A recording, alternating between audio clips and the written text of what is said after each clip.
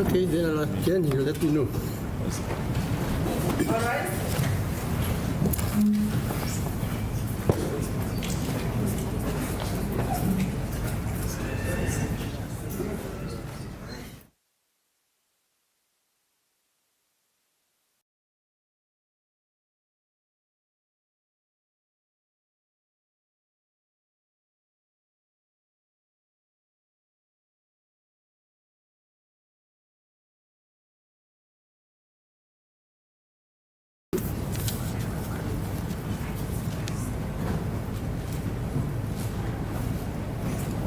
Please, my lord, I'm told that accused number 4 hasn't arrived as yet at the cells.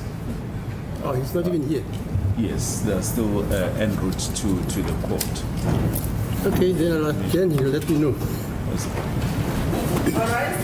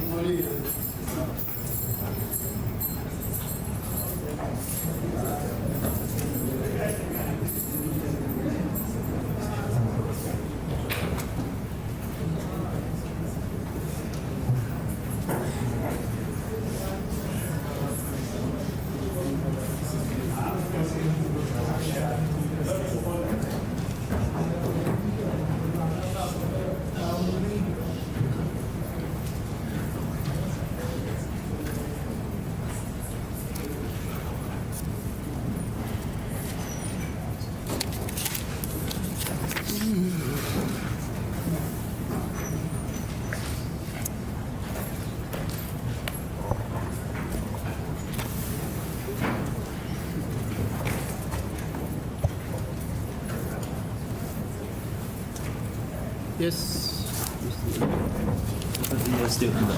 Yes, Mr. All the accused are now here. Yeah. When we adjourned on Friday, Mr. Ramsipil was busy with cross-examination, and the right of further cross-examination was reserved until today, my lord. Okay, thanks. Yes. He's still under oath, as you know. Yes, my lord. Yes, Mr. Ramsipili. Any questions further? As the court pleases, my lord. My lord, before I proceed, Advocate Munisi like to address the court, my lord, as the court pleases. Okay, fine. Yes, sir. Is it please the court, my lord? And in a match, my lord, in the testimony of Katia Kininga, that apparently there's a statement that was penned by Mr. Stein to the effect that there was a communication that was able to determine or to unearth that took place between accused number 3 and Kelly Kumar. And apparently the information was to the effect that such statement was then discovered to the defense. I frantically went through the document that I had, my lord. I couldn't find it. Through the court, I'm going to request that the state respectfully refurnish us, or accused number 3, or furnish me on behalf of accused number 3, so that I'm able to take proper instructions with regard to that information, madam. That is all that I was going to request. Thank you, madam. Thank you, my lord. We've taken note. Yes. We'll address it offline with Advocate Nisi. But was there such a statement? Yes, well, my lord, that is also what we trying to establish.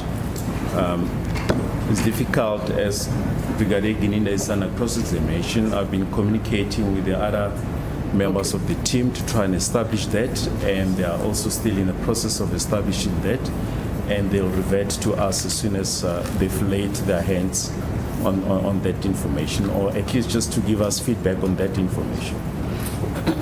Are you satisfied with the explanation of deferring the matter until the state has established your query satisfactory and responded to it? Thank you, my lord. Sorry.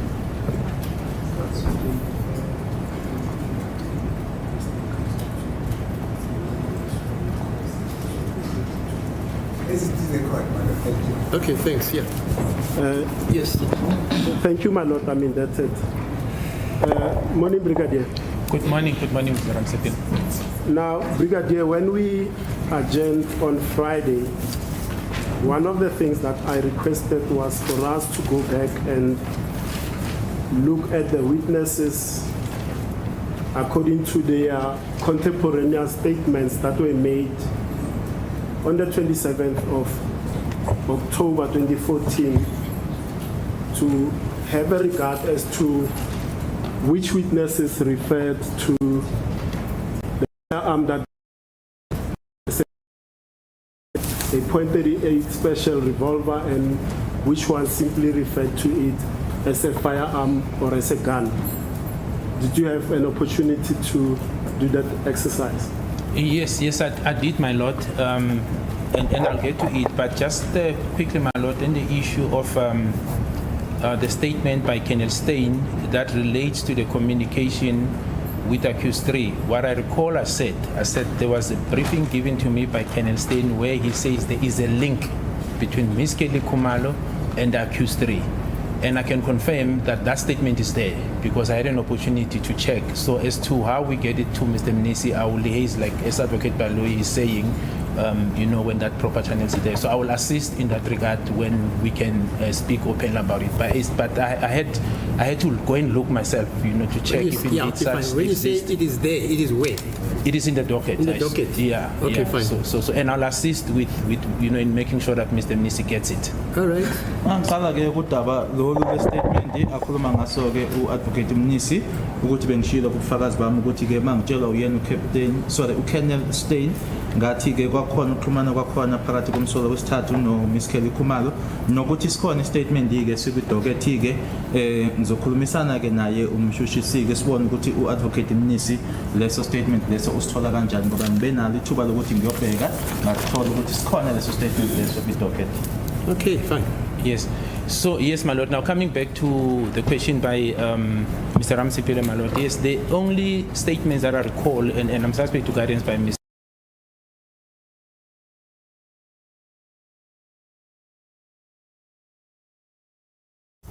Longwe, and I was specific in terms of the paragraph that where this is contained, where he refers to the revolver or 38.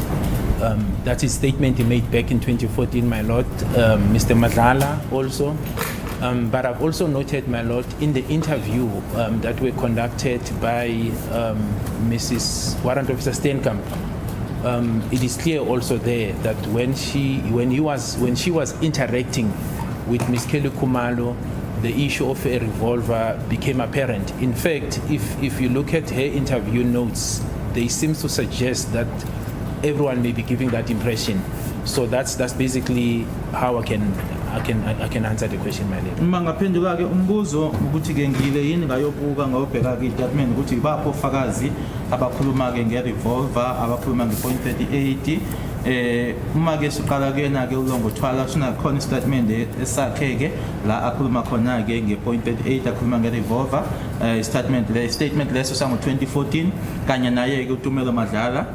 Uma sibuka futhi-ke na uma-ke uCaptain Steenkamp wena interview kanye naye-ke Ms. Kelly Khumalo naye-ke ekhuluma ngaso-ke noma-ke ngayo-ke i-revolver.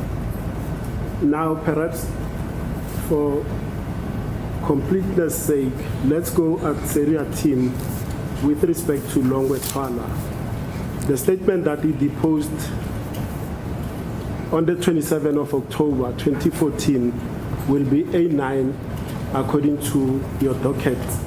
And in that A9, he describes, like you correctly say, that the firearm that he observed was a .38 special or a 3.8 special, because there's also another dot in between. So that is correct, my lord.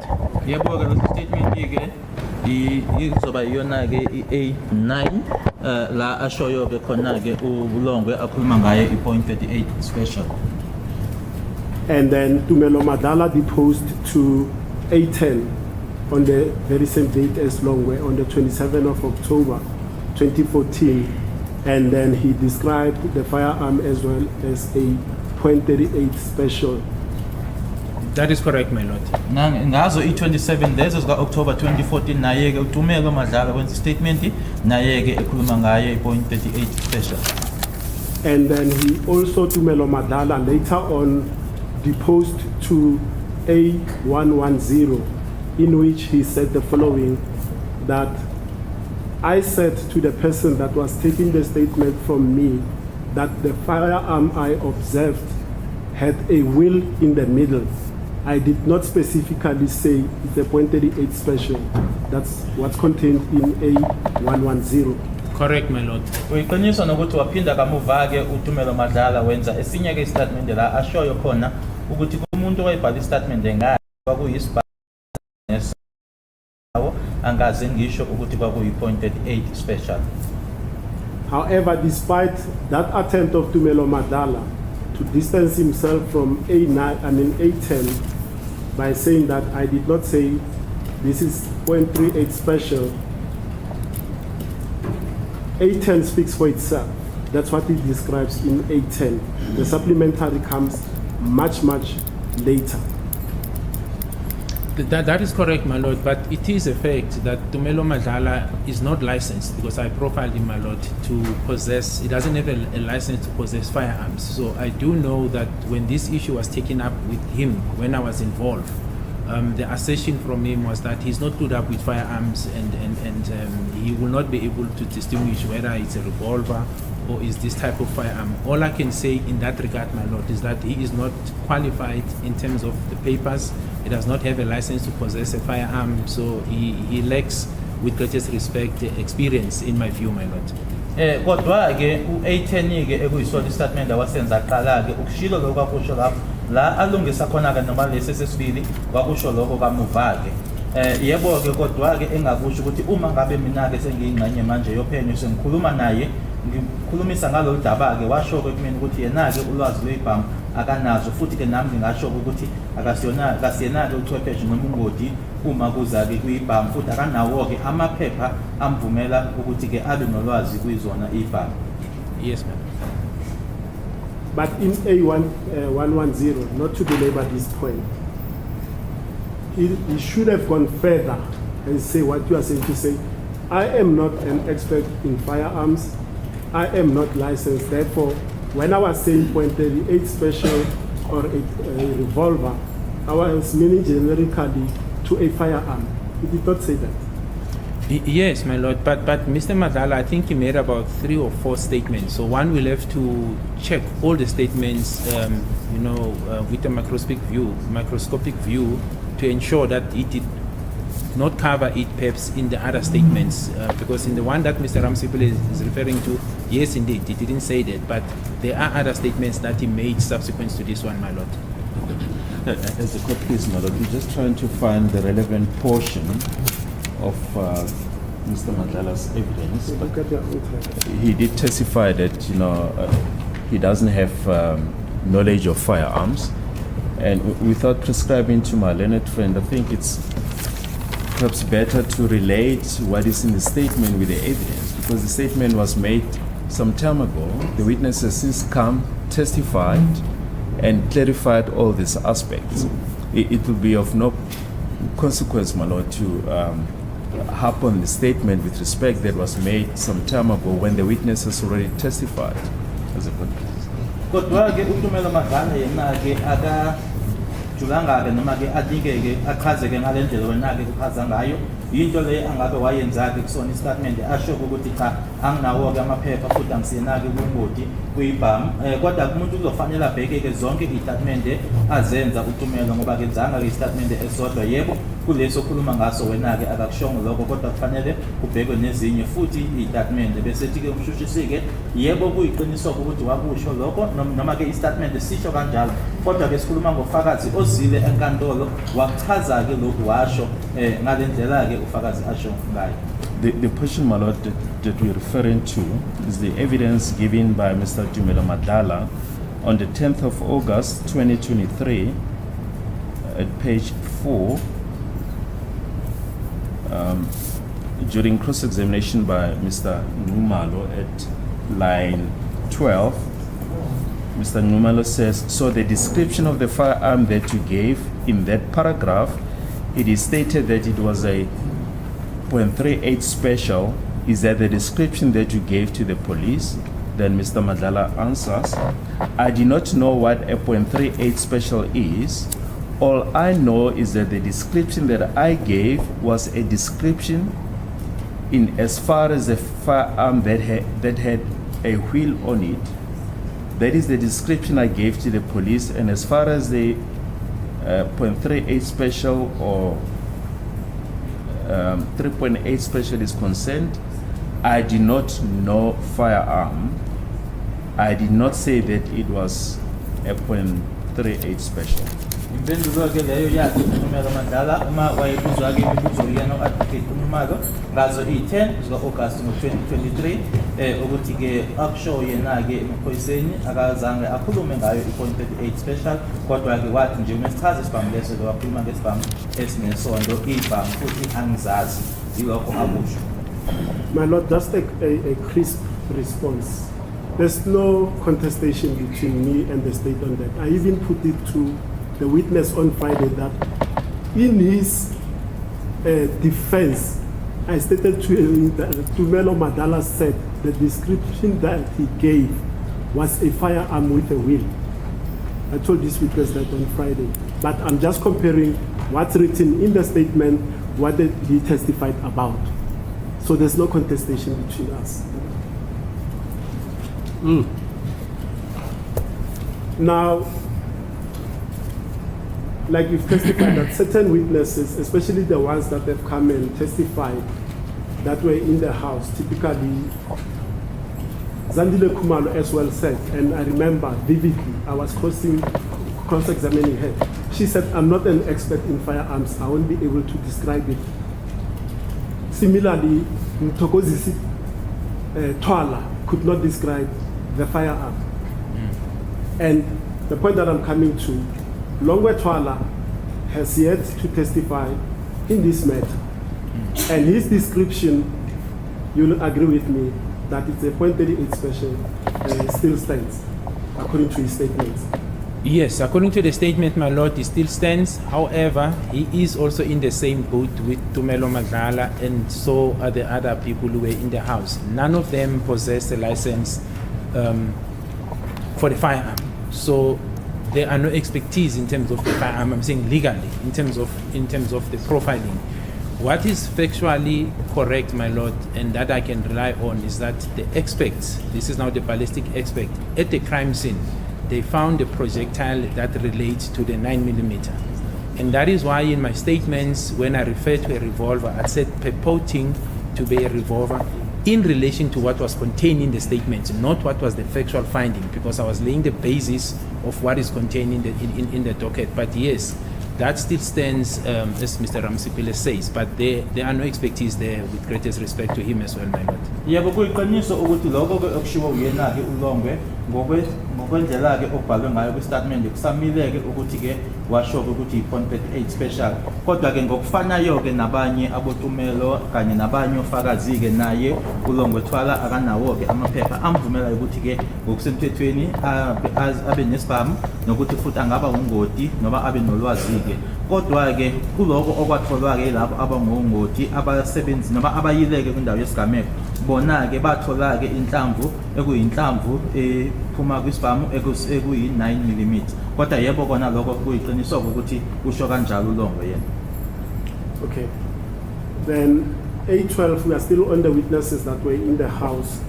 A12 is a statement of Gladness Kumalo or Makumalo.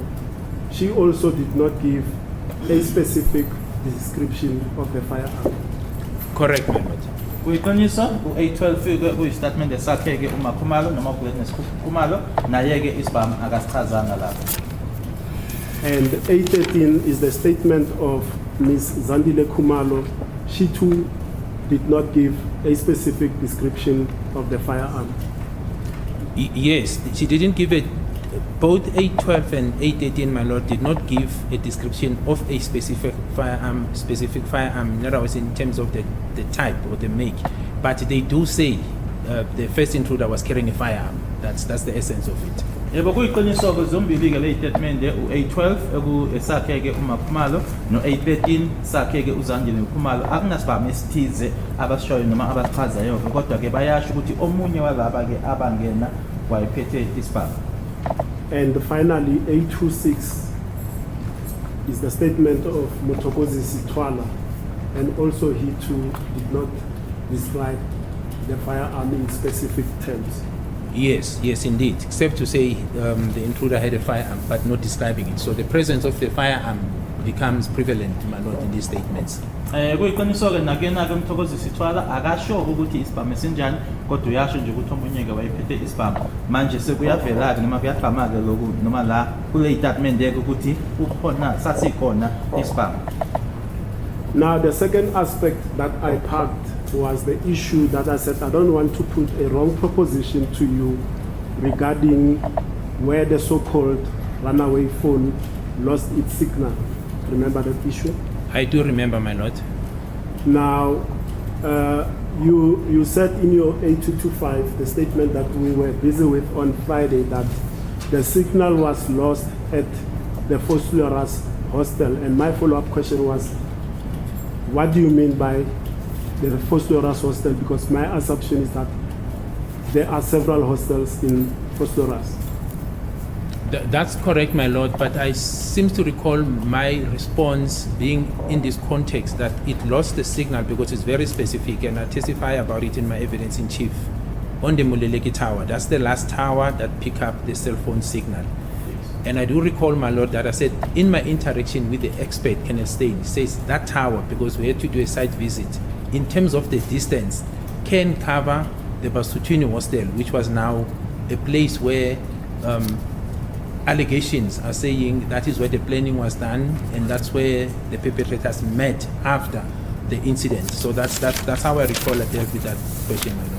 Uma ke bengikubuza-ke noma ke kunodaba-ke bengibekile-ke ngithi ngizobuyela kulona ukuthi umakhalekhukhwini lo owathathwa-ke kuyona-ke indawo yesigameko ukuthi waphelela kuphi-ke noma kula i-network-ke wagcina-ke ukuthi bambe khona shilo-ke ngathi-ke imululeki tower nokuthi futhi nokuthi kuyobheka-ke ibanga-ke phakathi kwayo-ke imululeki tower lena kanye-ke nayo-ke ibasuthu hostel noma-ke iyayikhava yila engikhulume khona-ke nongoti noma labo abasebenza ngabo makhalekhukhwini washo-ke ukuthi-ke imululeki leyana-ke iyayixosha noma-ke iyayikhava ibasuthu hostel ney'nsolo-ke ey'hamba zithi-ke yila khona-ke ukuhlelwa-ke kwako konke lokhu kwenzeka khona nasemuva kwesiganeko ukuthi abantu abakwenza lokho bahamba baya khona ebasuthu hostel.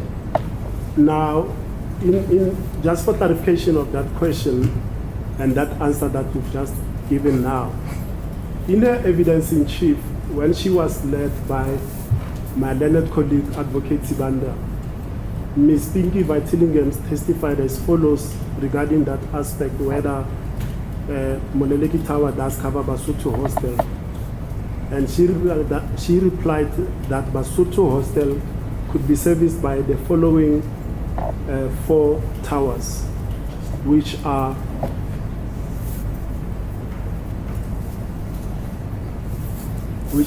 Fosteras Tower, Fosteras Square Tower, Phoenix Tower, and Bopang Khotso Tower. And Moleleki Tower was not one of the towers that she mentioned that the coverage extends to. My lord, like I said, I do not have expertise. All I was relying on is that the expert is informing me that in terms of where that tower was situated and the distance to the hostel, it is possible that it will cover it. That's the explanation I've got.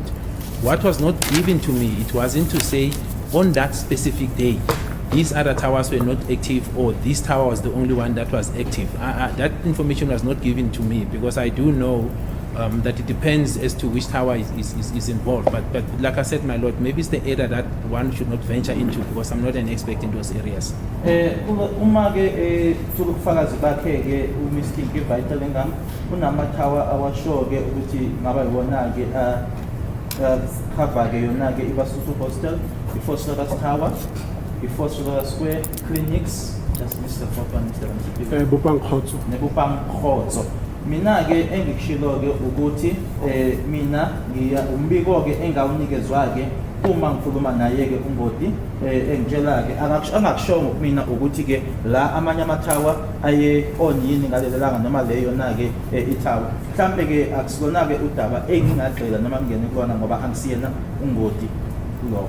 And in our discussion, my lord, the other towers were not part of our discussion with Kenneth Stein. It was simply the focus of the last tower where the phone went off. It was in relation just to that. These other towers, in the discussion as to whether there are other towers that covers the Basutino Hostel or etc. We didn't venture into that discussion, my lord. So that's something that was not discussed between us.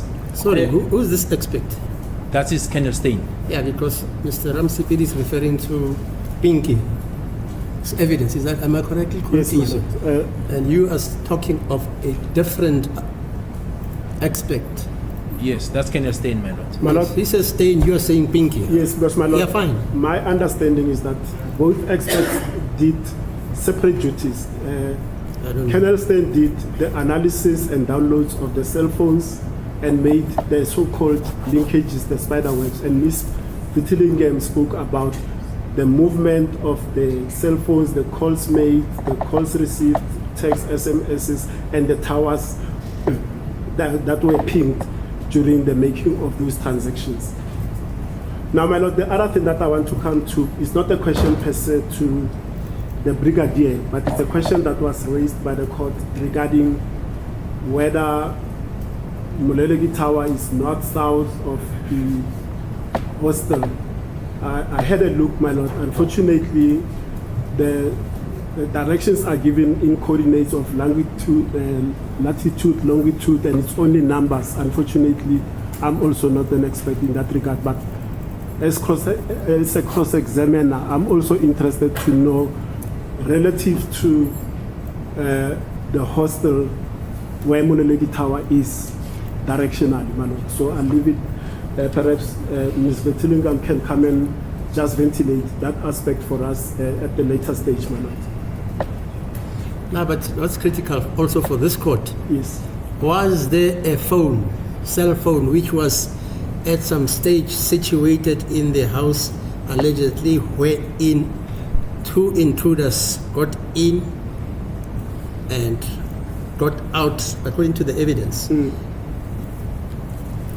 Zandile says somebody was elbowed, The mother was punched, and then the cell phone was taken. Now, was it inside the house? Because that's critical for this court also. Inside the house, not where it landed. Fine. it is of absolute importance, my lord, and I'll tell the, Yeah, you're right. the court why. I say in addition. Yes, I'll tell the court. Now you can argue that. We'll argue that, but it's very vital, my lord. I do agree. Yeah, fine. Now, Brigadier, let's return then to A225 because I was taking you through your statement A225 in support of the application for the J50 warrant of arrest in terms of Section 43 for Ms. Nontlanta Kelly Kumalo. Correct, my lord. And on Friday, when we stopped, we were at the question of the transparent plastic bag with note of money in it, wherein I asked you, did you ascertain the source of that photo from the trio of people that you say this is a common denominator in their downloads? Remember that? I do recall, my lord. Yebo kwiqiniso ngiyakhumbula-ke ngokwesihlanu uma ungibuza-ke ngaleli saka-ke elanemali leli obonayo-ke ngaphakathi kulona-ke ukuthi ngabuza yini kulabantu abathathu-ke ukuthi ngabe leso sithombe leso sasibuya kuphi. And the point really that I was making is this. Here is a picture common to three people that are known to each other that required examination, people being asked where does it come from, who's the source of this picture, explain this money in this bag, and that was never done. That's the essence of what I was putting on Friday. Yeah, so my lord, my recollection on Friday, we were dealing with the issue with the same plastic bag in relation to accused number 3. That's Yes. why it was specific because we had gone past Ms. Kelly Kumalo and Longwe. So it was centered around accused 3 as to whether on the day, and that's what I recall, that on the day when we went to measure or when he was measured, what was this question put forward? I know Mr. Advocate Minister was interested in that regard as to whether he was asked, this is now Advocate Minister's client, about the bag or not. That's where we were. And I can answer it in this way, my lord. Let me just deal with it now. So the sequence of events followed like this because they're important in terms of the answer that I will give, my lord. On the 16th of June 2020, accused number 2 gets arrested for the Wanongoma case.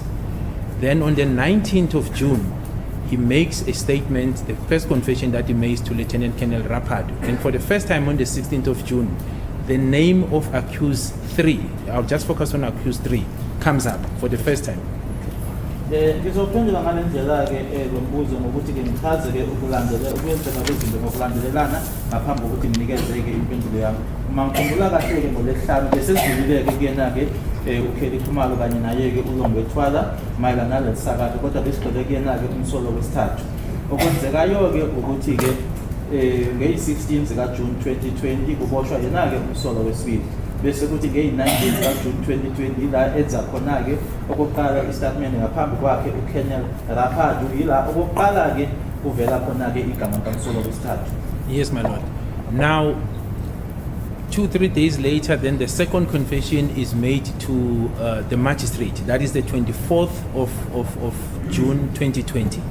Bese kuthi-ke emuva-ke kwamalanga amabili amathathu-ke emva kwalokho ngeyi-24 zikaJune na 2020 ila manje-ke sekwenziwa istatement phambi kwayo-ke i-magistrate.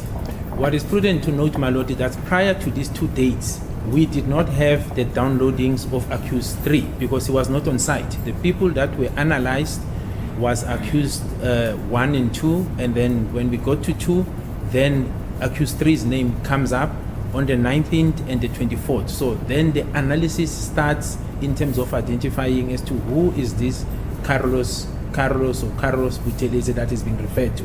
And then it leads us now to accused number 3. Basi ukuthi ke manje ke uma phambi kwalokho ke noma phambi kwale 19 days ke besingazilutho ke noma akukho ke ebekusikhomba kuyena ke umsolo wesithathu kungazo ke manje ke le 19 days ke kanye futhi ke nale date lena ke 24 la esekuvela khona ke manje igama likamangalelwa umsolo wesithathu manje ke sekufanele sibheke ke sibuke ukuthi ubani ke manje lo Carlos Buthelezi ekhulunywa ngayo.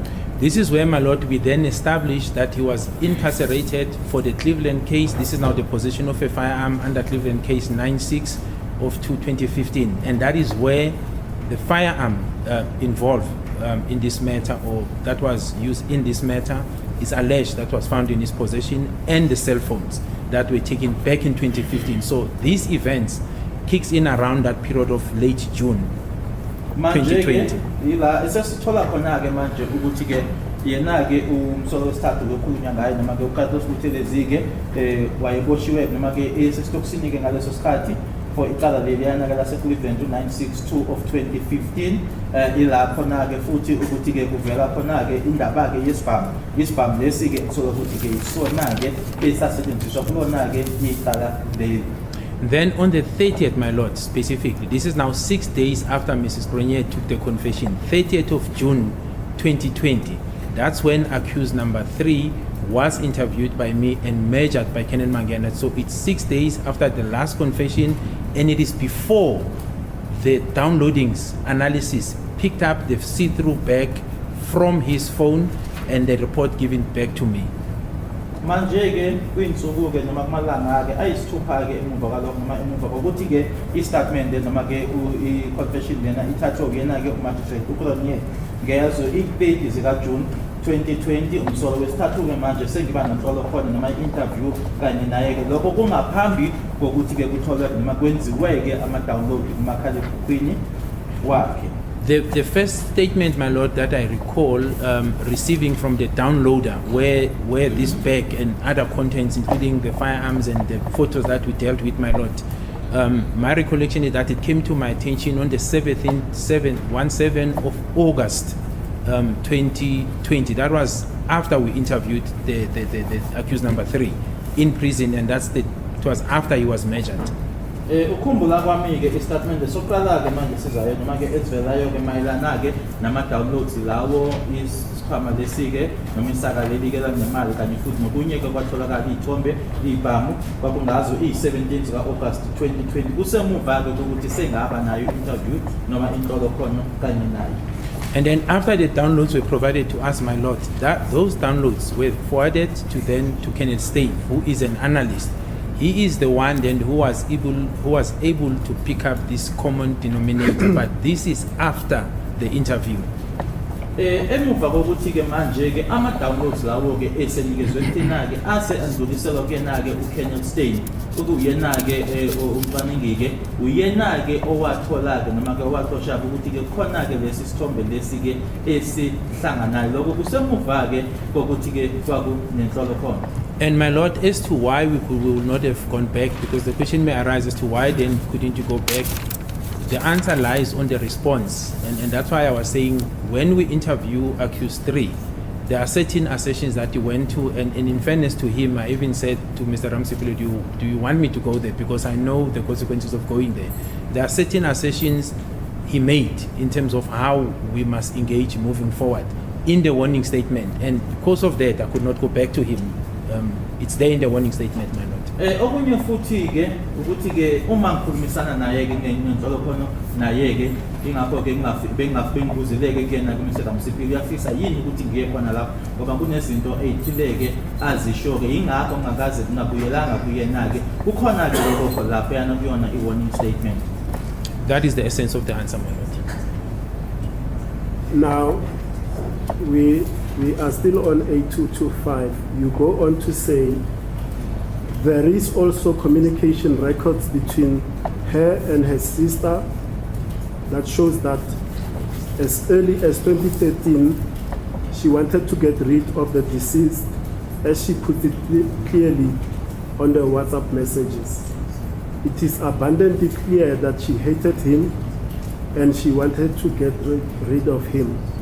She further states that she regrets not succeeding to get rid of him.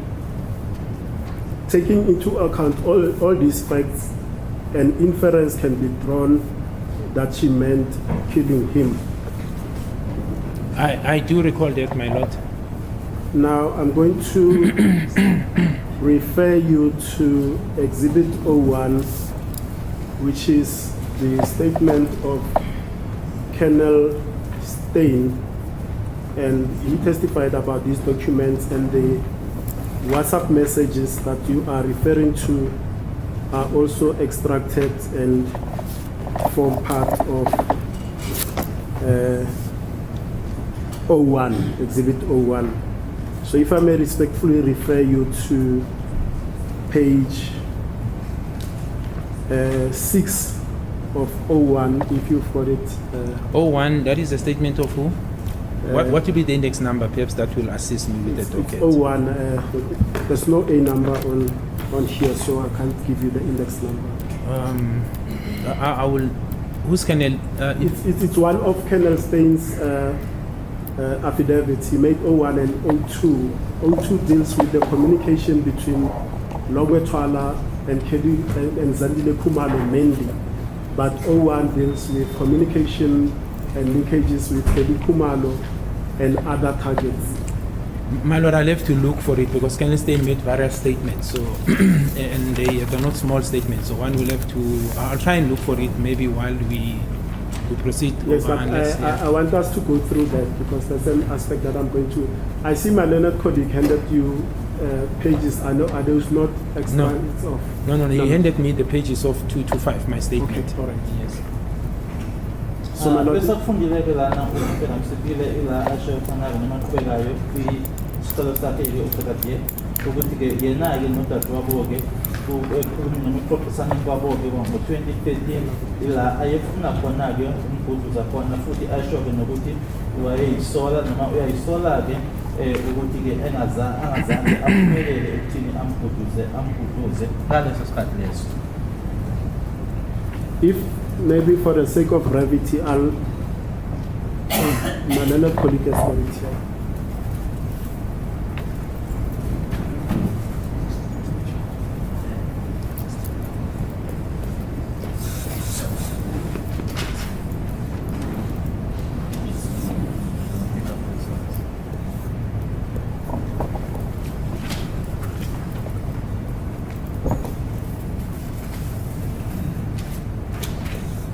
Are you in possession of 01, especially the part that has got extract of text messages between Mrs. Zandile Khumalo and Kelly Khumalo? I do have extracts, my lord, although they are not marked 01, but I suppose it refers. I do have it's something similar. Yes, if you look at the bottom of the document, it will have 6-page Colonel statement of Colonel Stein with cell number, and then it will have page 6, 7 onwards. Yes, so that's what I have. I think it's that's what I have. Page 6. Yes. And at the title at the top, it will say, I mean, in the middle where the messages start with boxes there, it will say SMS received by Zandi Khumalo, Nokia N8-00 in brackets RM-596 close bracket Zandi Khumalo, and it's XRY sent by Kelly Khumalo 08227 08227044358. I think there's extra numbers there, you can see that. Yes, I can see that, I agree. So if we go to the text message, because the actual text message that was screen grabbed is in the box, you cannot see it, but it is also typed out. and it will have telephone number which is 2782 704 4358, and then the text will say Senzo's mom is talking to every radio station in Devon, telling how it would be my fault if she dies of heart attack. Can you believe this woman?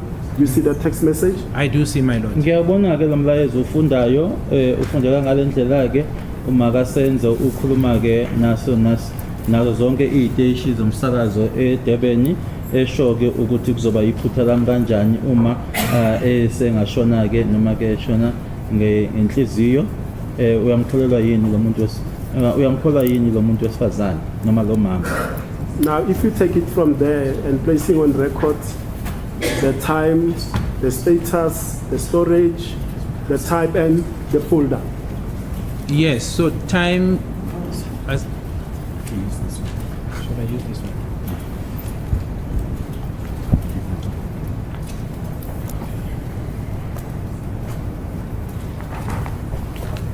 So the time, my lord, it's date and time. It's 2013 of October the 11th. Time it's 09:43:59 seconds AM. Status, it says it's read. Storage type device. Type incoming. Folder it's inbox.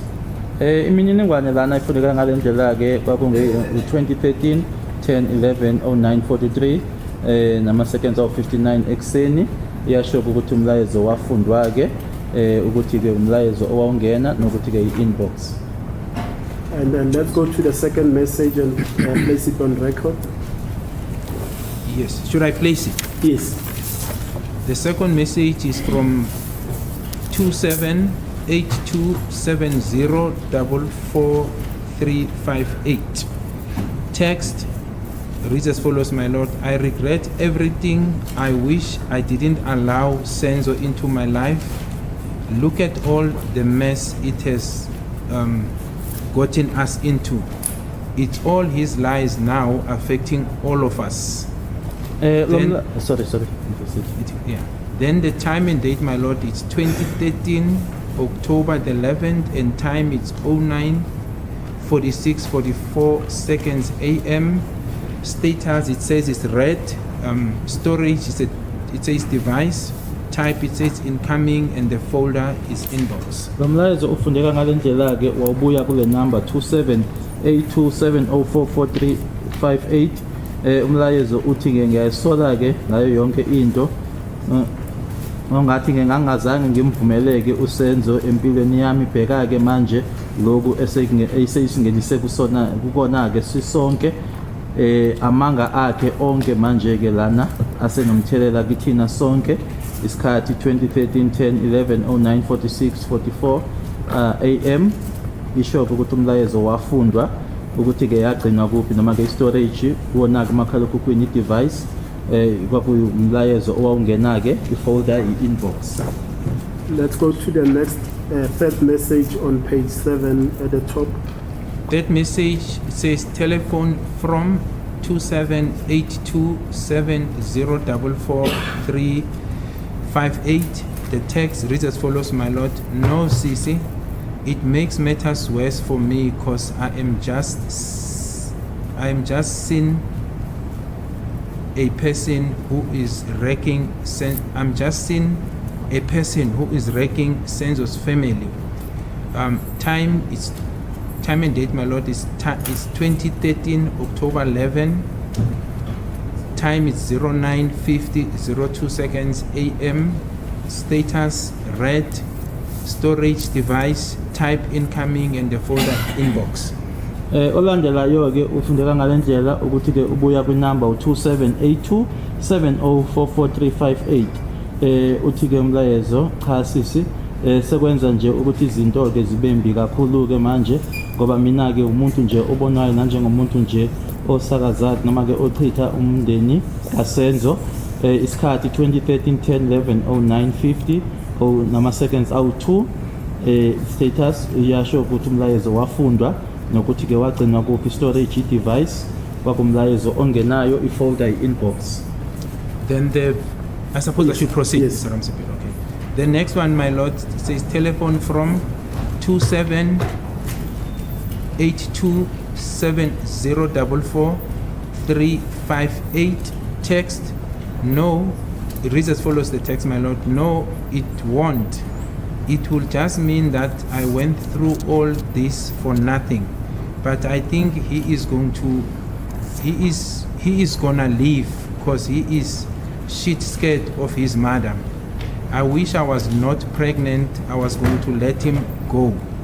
Time and date, my lord, is 2013, October the 11th, and the time is 09:53, 31 seconds AM. The status says read, and the storage device type incoming, the folder is inbox. Olandelayo ke inamba u2782 noma ubuya kwinamba ke 27827044-358. Mlayezo ufundeka ngalendlela ke cha angeke uzosho nje ukuthi ke mina ke ngiye ngandlula kona konke lokhu ngidlulela ke ize noma ke into engekho, kodwa ngicabanga ukuthi ke uzohamba ngoba ke uyamsaba uma wakhe. Ngiyafisa nje ukuthi ngangingakhulelwe ngoba ngangizomdedela ahambe isikhathi 2013-10-11 09:53 noma seconds awu 31 AM. Istatus yasho ukuthi umlayezo wafundwa storage noma la ugcinwe khona ke kuwo nomakhalekhukhwini i-device uhlobo ke kwaku message engenayo ifolder inbox. My lord, my apologies for pronouncing this vulgar word, but that's how it's written. So I wouldn't know how to. So my apologies. The next message, my lord, says telephone from 27827044-358. Then it says text. The text.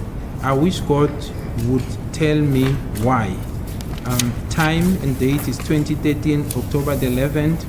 Time is 09:58, 31 seconds AM. Status read. Storage device type incoming.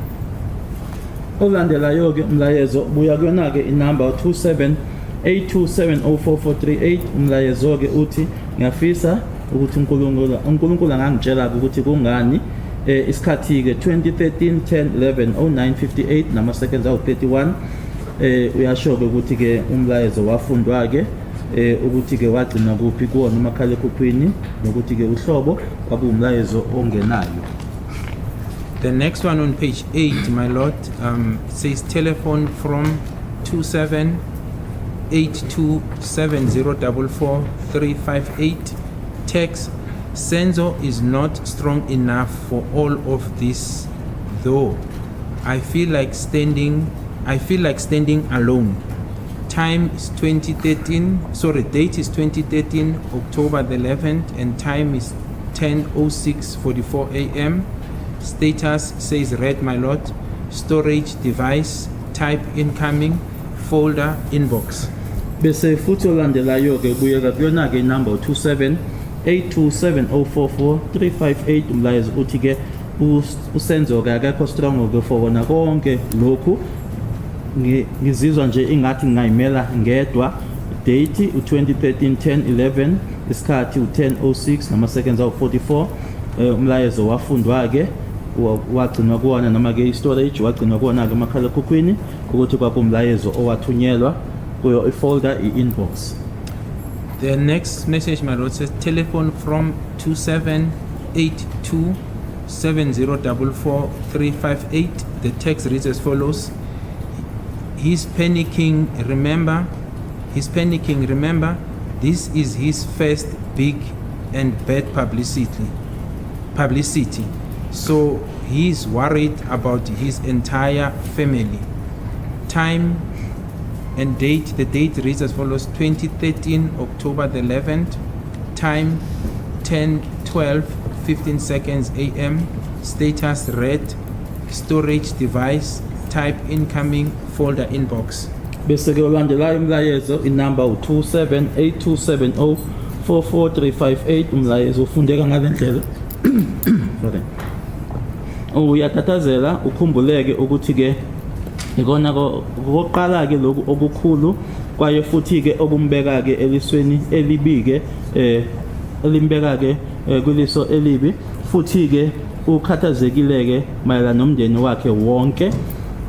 2013 10 11 isikhathi 10 12 ama-seconds awu-15 umlayezo wafundwa wagcinwa ke kuwona umakhalekhukhwini noma ke i-storage kwakuwona umakhalekhukhwini kwakuwumlayezo owathunyelwa.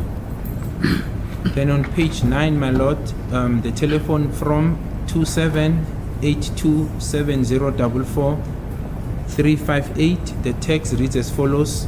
What's worse is that his family is not schooled about how to deal with the media. Bapapa nje, especially his mother, who wants to be famous at my expense. My lord, it's difficult, yeah, but anyway, that's what it says. What's difficult? I'm saying the things that are said, they're insulting, but be that as it may, the date and time, my lord, it's 2013 October 11. Time is 10:14:06 seconds a.m. Status read, storage device, type incoming and folder inbox. Olandelayo ke ubuya kuyona ke inamba u2782704435 umlayezo uthi ke okubike ukuthi ke umndeni wakhe ke awufundileke ukuthi ke ungathi ke udileke nazo ke izinto eziphathelene ke nemedia baphapha nje ukakhulukazi uma wakhe ofuna ukuthi adume ngami. 2013 10 11 10 14:06 wafundwa ke umlayezo lowo wagcinwa kuwona ke umakhalekhukhwini kwakumlayezo owathunyelwa. The next one, my lord, says telephone from 27827044-358. The text reads as follows. I don't know what he wants to do. He can go if he wants to. The date, my lord, is 2013 October 11. Time 10:14:34 seconds a.m. Status read, storage device, type incoming, and the folder it's inbox, my lord. Ulandelayo ubuya kuyona ke inamba 27827044-358 umlayezo uthi ke angazi ukuthi ufuna ukwenzani, angahamba uma efuna. Isikhathi 2013 10 11 10 14 ama-seconds awu-34. Then the next one, my lord, says telephone from 27827044-358. The text reads as follows. I've given him a choice to leave and told him I never want him to choose between me and his family. The date is 2013 October the 11th, time 10:18 10 seconds a.m. Status read, storage device, type incoming, and the folder it's inbox, my lord. Olandelayo yona ke number 27827044-358 umlayezo uthi ke nikezele kuyena ke ukuthi ke ahambe, ngamtshela ke ukuthi futhi angifisi noma angifuni ukuthi ke akhetheke phakathi kwami kanye nomndeni wakhe. 2013 10:11 isikhathi 10:18 nama-seconds awu-10. The next one at the bottom of the page, which will go to page 10, my lord, starts with telephone from 27827044-358, and the text reads as follows. LOL. I just want this whole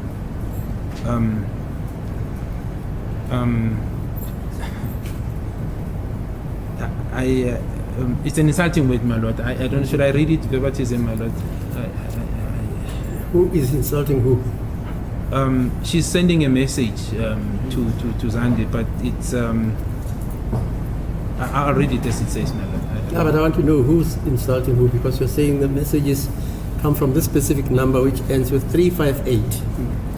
So the number 358 is the number of Miss Kelly Kumar. Kelly's number. Yes, and she's talking to the sister. Oh, the so sister. the person that has been discussed is the deceased, but it's the discussions between the two sisters. Is that so? Yes. Oh, I see. Okay. Yes. Now you don't have to read it because At that time, Senzo was still alive. Yes, he was alive. Yeah, fine. This time. All right. Huh? Are you done? No, I'm not done. Okay. So the date of this message, my Lord, says 2013 December 31. At the time, it's 11:51 seconds a.m. The status is read. Storage device, type incoming, and the folder, it's inbox, my Lord.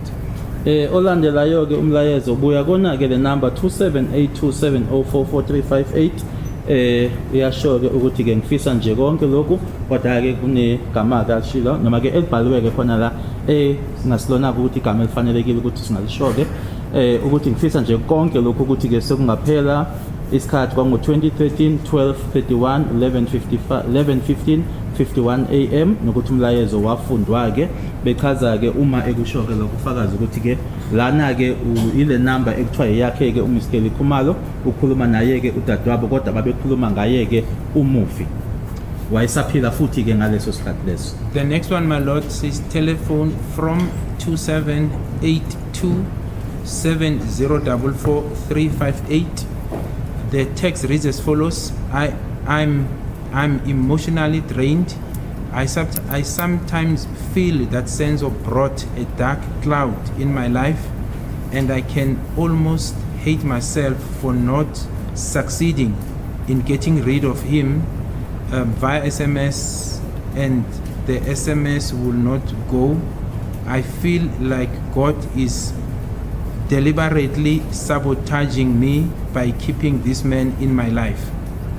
Olandelayo ke ubuya kabuyona ke le number u2782704438 uthi ke ngokwasemoyeni ke nje ngikhatheleke ngezinye nje inkathi ke ngizwa nje ingathi ke uSenzo waletha ife elimnyama empilweni yami ngezinye inkathi ke kube nokuyizonda ke ngokuthi ngingazange ke ngiphumeleleke ekuthini ke ngihlukaneke naye noma ke ngimgudluzeke ngayo iSMS nje ayihambanga noma ayizange ihambe ngizwa ingathi ke uNkulunkulu ke sengathi into nje ayenza ke ngamabomu ke ukuthi ke agcine le ndoda empilweni yami.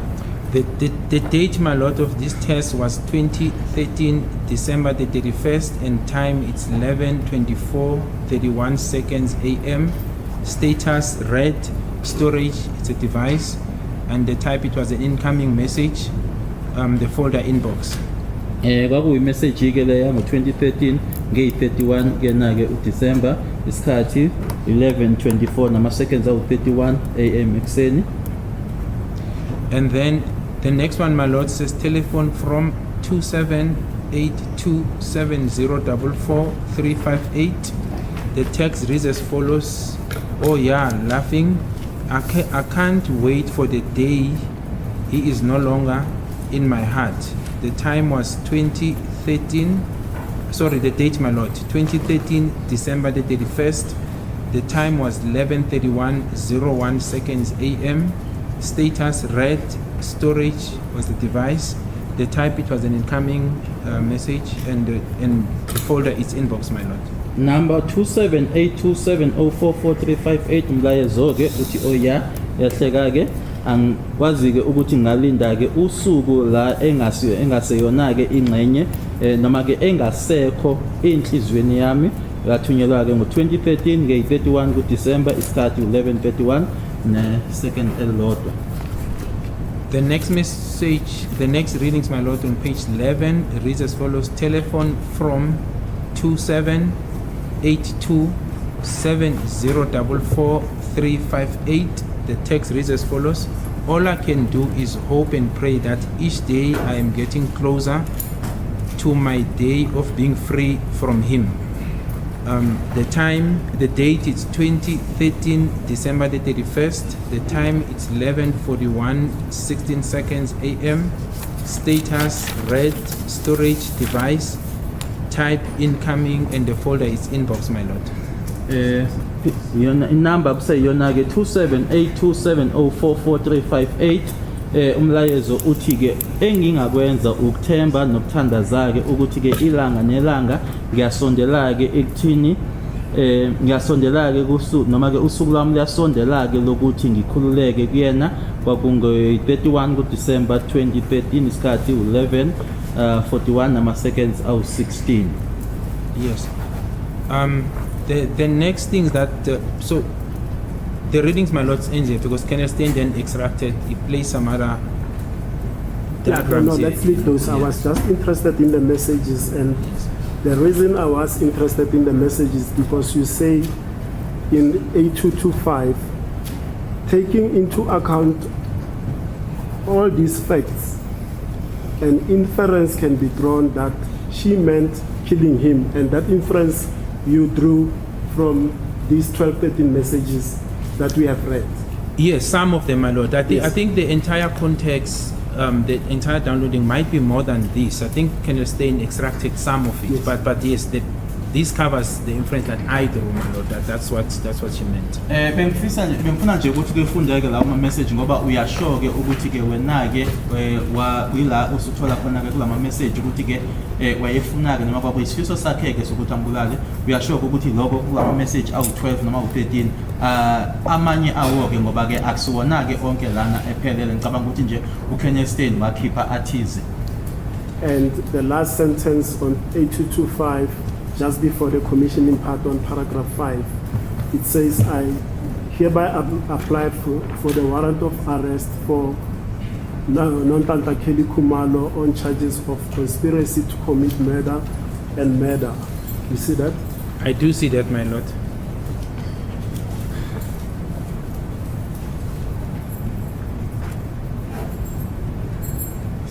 And in relation to that, you then completed the J50 form. Is that correct? Yes, I did, my lord. Lana ke kufundeka ngalendlela ke manje ke sengenza isicelo ke sokubopha ke yena ke uNonhlanhla Kelly Khumalo ke ngoyinsolo noma ke kumasala ke icala lokubulala kanye futhi nokuhlanganyela ke ukuhlela ukubulala yebo ila manje sengenza khona ke noma ngibhala khona ke leyo J50. And that J50 is in your index, it will be A226. The statement is A225. The J50 form will be A226. Yes, I recall the index is correct, my lord. Yebo ke leyo J50 leyo ke uzoba u-A226 njengoba istatement lesi sona u-A225. And just in passing, I don't want to belabor this point. You say then you did not execute. You went to this length to make this statement to complete the J50, but you did not execute or take the J50 plus the affidavit to the magistrate because this was prosecutorial driven investigation. What then happened? Because you were explaining something along those lines on Friday. No. It's yeah. So the correct context, my lord, I said Yes. it was my view that this is what we have. I think maybe if I can, without so that I can put it in the correct context. I said prior to the accused being indicted by the DPP, it was my initial proposal that based on what we have, she must be charged together with these 5 accused. But it was clear on our interaction that from the prosecution side, there's further investigation that must be done. That led me to this statement 225 that Mr. Ramsipil is going through now, my lord, where I then came to say this is the further evidence that we have now collected, the cell phones and so forth. But as I said, it was a procedural-driven investigations. It was provided what I have, the application, and through the discussion, I was advised to hang on to it at that stage, my lord.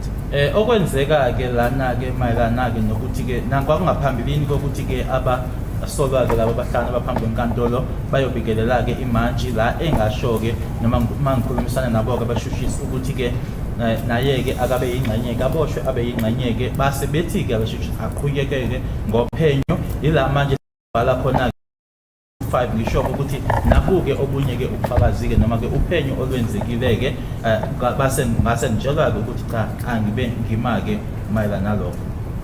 So in essence, my lord, the decision, my decision as a police officer is to investigate and do what exactly I did. You investigate, you compile your statement, you apply the J50. The process of the J5th in terms of authorization, then obviously the NPA and the judiciary then kicks in. So you simply make an application. If there's no blessings, that's how it is, my lord. I can't take it further than that. Okwenzekayo ke ukuthi mina ke nanjengephoyisa ke ukuphenya ke ilokho engakwenza ke ngaphenya ke bese manje ke iJ50 lena ke incwadi ke yokuthi ke umuntu aboshwe ke ila manje sengena khona ke laba abashushisayo kanye futhi ke noma ke imanje noma ke mhlambe ke ijaji ke ila mina ke okwami kuphela khona lapho.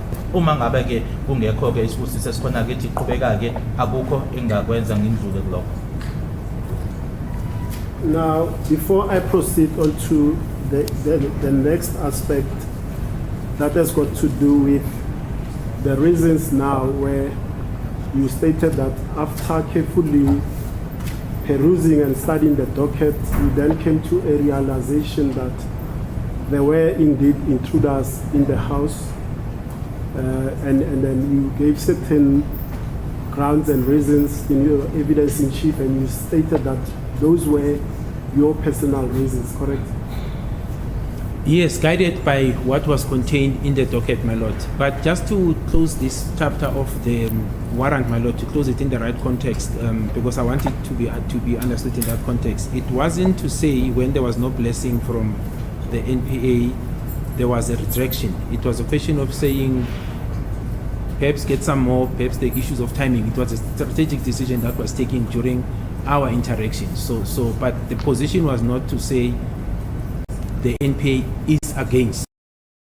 Discussions that occurred between us, and I can't discuss them in this court, my lord, but it wasn't a refusal to say she should not be charged.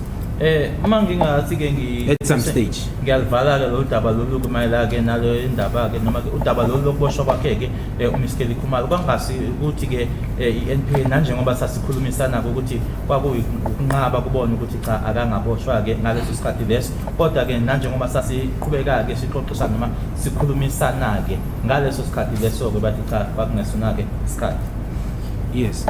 Yes, sorry, Mr. Ramsipela, I just wanted to hear that. Sorry about that. Now, just on an aspect that I touched on last week regarding 375, recall I asked you who is the A1 in 375, and you stated that it was Warrant Officer Makubo. My response, my lord, was to say, according to the system, Yes. Warrant Officer Makubo is the complainant. That's what I said, my lord. Uma bengiphendula ke mayelana ke nalo daba A1 ke owa kwakuyena ummangali kwidokodo u375 ngitheke kuloko kuvela kwisystem uyena Warrant Officer Makubo. Now, as you correctly stated that you had access, and by access you qualified it that one of the times was when disclosure was required to be made for the defense team herein of 375. And indeed, I do have the A1 statement of Warrant Officer Makubo in Foslora's case 375 of 01/2019. It was commissioned on the 22nd of January 2019, and the commissioner is a Joyce Busisiwe Buthelezi. It's a two-page statement, my lord, with leave of the court. If I can just read the A1 to the Brigadier. Do you have a copy, Brigadier? I don't have it now, my lord. So yes, I appreciate if perhaps you can just. I've got a copy with me that is not marked.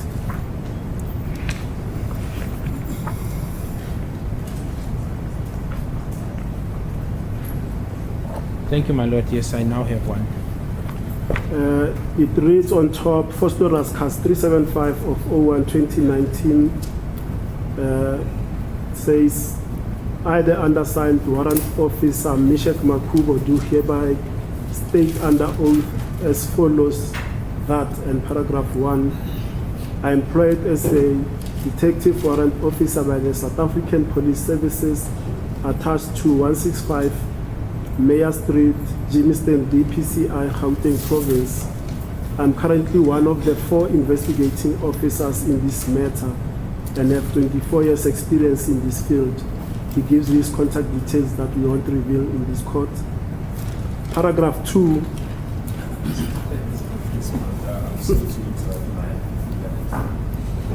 Usually when one wants to prove the entirety of the statement, you want it to be proven first through the person who made it, my lord. But it would appear that my learned friend wants to place the entire statement on record without having followed that process. Brigadier Gininda, my lord, is not the person to commission the statement or cannot vouch to the correctness thereof, but the entirety of the statement is put to him. We submit, my lord, with the greatest of respect that will not be proper. There's nothing wrong in perhaps crossing, putting certain portions of the statement to him for comment, but to try and put the statement in total record, we submit it's not proper.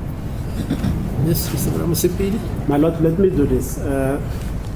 Mr. Mgomezula has indicated that this witness will be called later. Perhaps let me leave this statement from the brigadier so that when he comes, this can be put first on record. Then, But you shall have cross-examined. That's the point. sorry, my lord. You shall have cross-examined.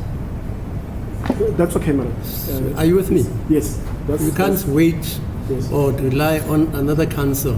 Yeah. So you must decide. It's different if you want to use that statement. You say to this court, you are going to call Mr. Makubo, Warrant Officer Makubo, as a witness. Then that's different. Then it can be provisionally admitted under those circumstances. Now, But if you don't make that, Now, that's not my intention, and those are not my the instructions. learned friend is correct. If That, Mr. Mgomezula perhaps was here because he's the one that had indicated that he's going to call it. If I can have it back, Brigadier, let's move on.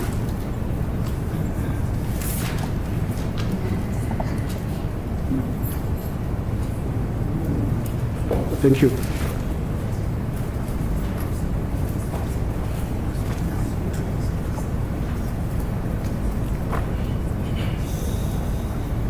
Now, let's go to Brigadier to some of the reasons why you say there were intruders. And by asking you this, let me be upfront from the beginning. I'm asking as a cross-examiner for clarification purposes. My instructions are very clear from accused number 2, that he was not in the house, he was not involved in the commission of the offense. By therefore asking you about these reasons, I'm asking you as a cross-examiner. It does not come from Mr. Ntanzi that he knows something about what transpired in that house. Understood, my lord. Imibuzo engizokubuza yona ke mayelana manje kuba usho ke wena ngezathu ukuthi ke kwangani ke uthi kunabantu abangena endlini kukaceleke engitshela uyena ke engimela umsolo wesibili ukuthi yena ke akazi okwenzeka lapha wayengekho lapha yana mangikubuza ke akubuyi kuyena ke uMr Ntanzi ngikubuza ngoba yimina obuza imibuzo. Now, one of the reasons that you mentioned, and I'm going to request you, because I don't want to misquote you, where I misquote you, put the correct context on some of the reasons that you gave that I may misquote you or misapprehend you on, right? Right, understood, my lord. Now, the first one you say is, according to the statements of the witnesses, a robbery of a cell phone belonging to Kelly Kumalo was taken by the robbers. Do you recall that? Yes, well, I don't remember the exact context how I put it, my lord, but the essence of that submission is that there were allegations that the cell phone was taken, and I indicated why do I believe that indeed it was taken, my lord. Ushilo ukuthi esinye seyizathu sokuthi ukholeleke ukuthi kunabantu abangena ukuthi ke ofakazi ke bayasho ke ukuthi ke labo abantu abangena ke bathatha ke noma ke babamnkunzi ke umakhalekhukhwini wakhe uKelly Khumalo. Angisakhumbula ukuthi indlela ke engiyibeke ngayo kodwa ke zazikhona ke insolo ukuthi yebo ke wathatha. The context was the following.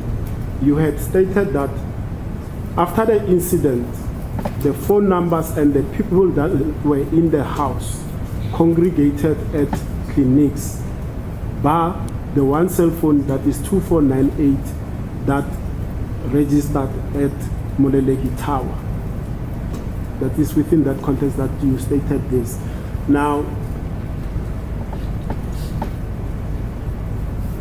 this phone allegedly at Moleleki, would you have any knowledge who was in possession of that phone at Moleleki? Personal knowledge or based on the docket, my lord? Yes. Maybe let's. So, well, my lord, what is contained in the docket and is contained in the confession of accused Mr. Ramsipile's client. He says the phone was taken by accused 3 from him. He says he took the phone from the house and then it was taken from him by accused 3 as they were driving back. That's what is contained in the docket. Manje ke umakhalekhukhwini lona ke oqoshwa ke ithawa leyana ke imuleleki ke ubani owayewuphethe usefuna ukwazi ke ukuthi ke usho engikwaziyo mina noma ke kumininingwane esedokotini kodwa ke kuyona ke i-confession noma ke i-statement sakhe umsolo wesibili okuyi-client yakhe uMr. Ramusipile ukuthi uyena owathatha umakhalekhukhwini endlini wase uthathwa kuyena ke umsolo wesithathu. In the context of the phones, my lord, what I said was that in convincing me that indeed they were intruders, one could see that the phone, and I refer to the runaway phone, the phone that disappeared, before this incident took place, was in the same tower with all other phones. So one tower picked them up prior to this incident. They were in the same tower. After the incident happened, when the other phones were moving towards the clinics, and I even said, my lord, the people who were there, who were in the house, were accounted for in the clinics in terms of what they were saying, who was there and so forth, including the deceased. But this particular phone, the runaway phone, took a different direction, and I indicated, my lord, that it then ended up at this tower of Moleleki. Yet the people who were in the house, supported by the phone, I know we even had a discussion as to whether Mom's phone was there or not, but I said they were in the clinics. In particular, I was focusing on Longwe because it was said Longwe is the shoot, and I said his phone, for the fact, was picked up in the clinics, supported by the tracker system of his vehicle that places him there, my lord. Mayelana kumase sikhuluma ke ngalo ke udaba lolu lama phones nokuthi ke aqoshwa wabaphike amathawa noma yipi ithawa ngaphambilini kwesigameko ukuthi isigameko senzeke ke onke lama phone lana ke aye ngaphansi ke kwethawa eyodwa.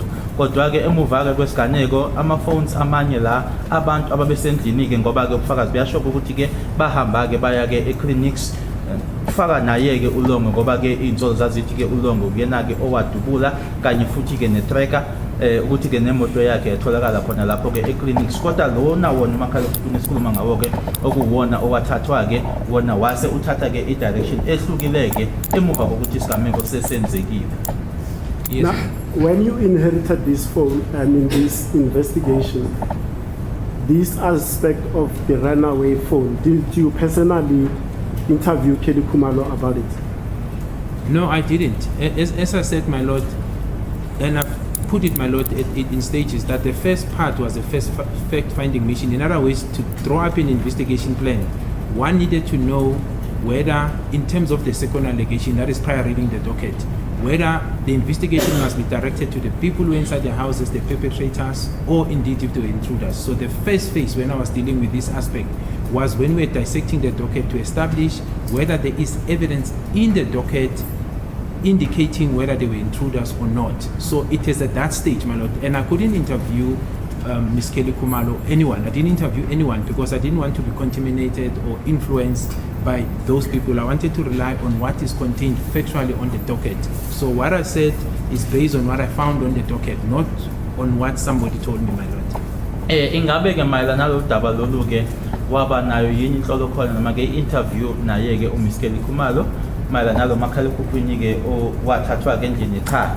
Zokhumbula ukuthi eqaleni ngishilo ke ukuthi ke kwakuwukuthola ke ukuthi kahle kahle yini eyenzeka ngoba ke ukuthi mhlambe bakhona yini abantu ababengenile khona lapho noma babengekho kubhekwe labantu ababesendlini yini ngangingekho kwisimo sokuthi ke ngaba ne-interview naye ke uMs Kelly Kumalo noma ubani ke ngoba ngangafuni ke ukuthi ke kube nomthelela ke obakhona ke kodwa mina ke ngihambe ngokwalokho noma ngifunde imininingwane le ekhona kulona idokodo. My Lord, I can also just add that if there was any evidence in the docket suggesting that there were no intruders, I can tell this court without any uncertainty that we were going to pursue that investigation. There is no way I would have taken a different direction when evidence points me, you'll be breaking the law. That's the simple essence of it. Uma ngingayitshela ke lenkantolo uma kuwukuthi kwakunobufakazi obukhona kulona idokodo ukuthi cha babengekho abantu abangena endlini ngangeke ke mina ke ngiphume ngolunye uhlangothi ke kodwa ke idokodo noma information ekudokodo ithi cha babengekho abantu abangena endlini bengizolandela lokho engikutshelwa idokodo ngingalandeli ke okunye ngoba ke lokho nje ngamazwi nje alula ukuphula umthetho lo. Yes. Okay, I'm just looking for one aspect that I want to refer you to regarding the so-called runaway phone.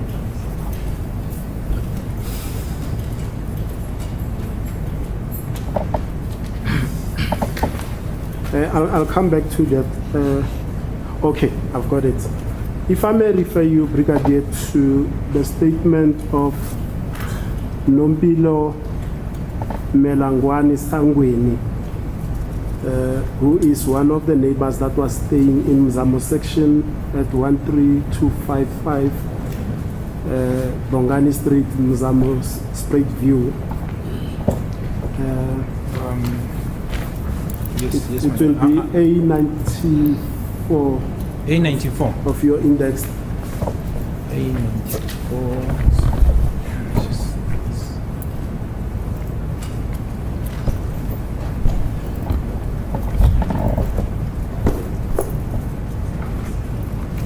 And it was commissioned on the 10th of January 2015 by the Commissioner Angel Mtetwa, who is a captain in the South African Police Services. A94? Yes, Nompilo Sangweni.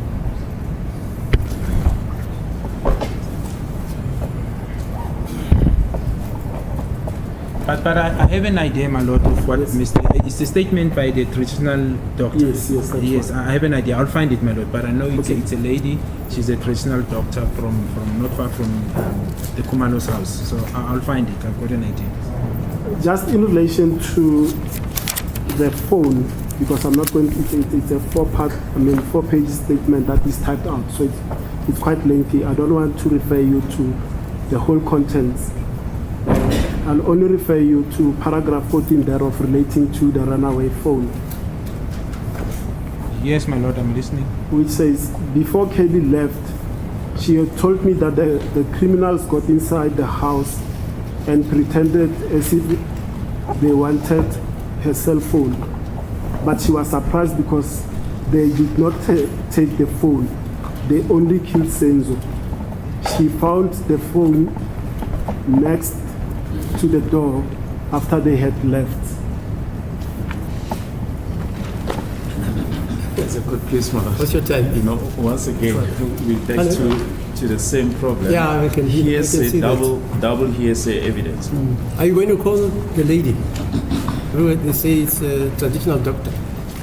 I'm not sure whether she's alive or not. There's Hello? a question. I'm not even sure whether she is still present. I'll find out from the brigadier. No, I'm just interested. Are you calling her? That's all I want to know. I'll find out from the brigadier if she's still available. Then I'll tell the court after the short adjournment. I see. Yes. What's your time, sir? It's 12, madam. 12. Yes. Okay, 15 minutes then.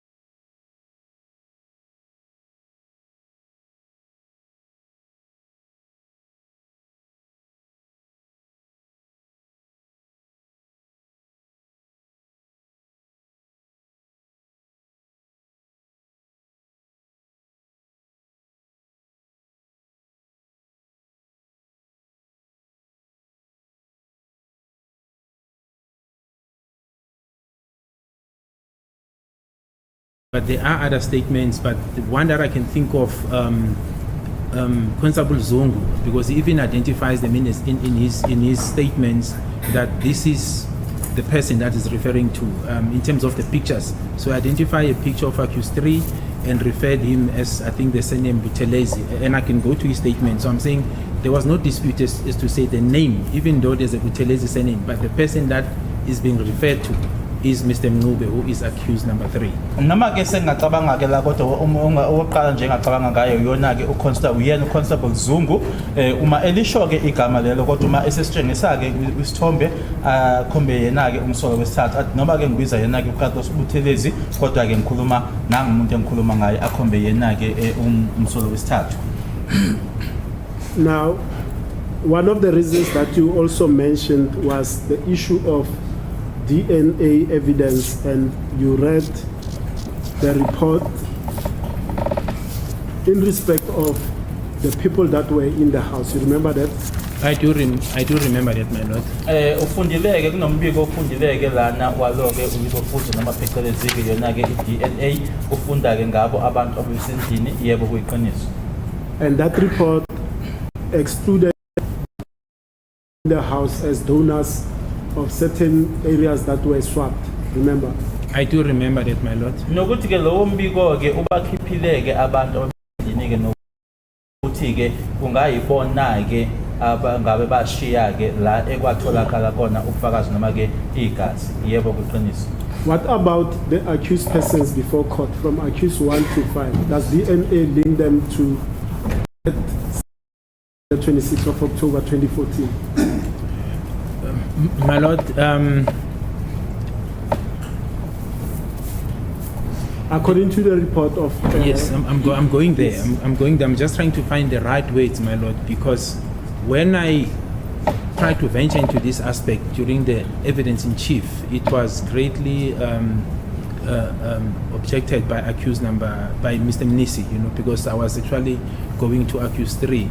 So I'm trying to find the ways as to how should I actually answer the question, because my answer will be saying the report, my recollection of the report made by the police, the captain who made the report, who's an expert, excluded, at the end of the day, he says he's excluding all of the accused. However, my lord, because, and this is the part that I'm saying, when you read the report, you must read it in its entire context. You can't just select the last portion and ignore the person, what he's saying above.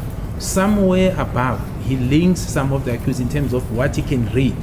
The only difficulty is that he could not find all the markers, all the certain markers to make a conclusive finding. So I was dealing with it in that context, but as I said, it didn't sit well with Mr. Menesi and I think Mr. Mshololo in terms of my expertise, but my reliance really was what is contained in the report. So I'm not sure whether you want me to take it further than this, Mr. Ngizama ke noma ke ubheka ke amagama ke afanelekile noma ekuwona ke engawasebenzisa ngoba lo mbuzo ke uma bengizama ke ukuthi ke ngiwuphenduleke kube nala khona ke kube nenkinga khona ke kuyena ke uadvocate Nisi kanye naye ke advocate Mshololo ngoba ke uyasho umbiko lona egcineni ke ukuthi ke ama DNA nabasola kodwa ke uma ubheka nje lapho egcineni uzothola lokho, kodwa uma ubuka ke ngaphambili kubona ke umbiko ukuthi ke uthini ukuthi bakhona abasolwa ke abafakwayo noma ke ebahlanganisayo ukuthi nje lokho kubizwa ngokuthi phecelezi ke ama marker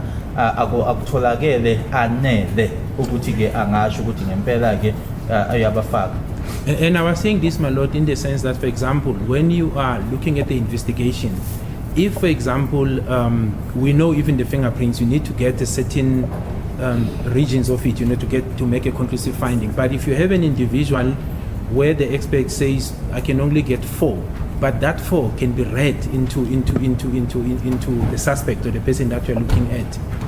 In the purpose of the investigation, you cannot ignore that person because you've got guidance. But it does not mean you are making a conclusive findings of the fingerprints. Same with the DNA. There are, for example, accused number 5 is completely excluded, complete in my recollection of what that report says.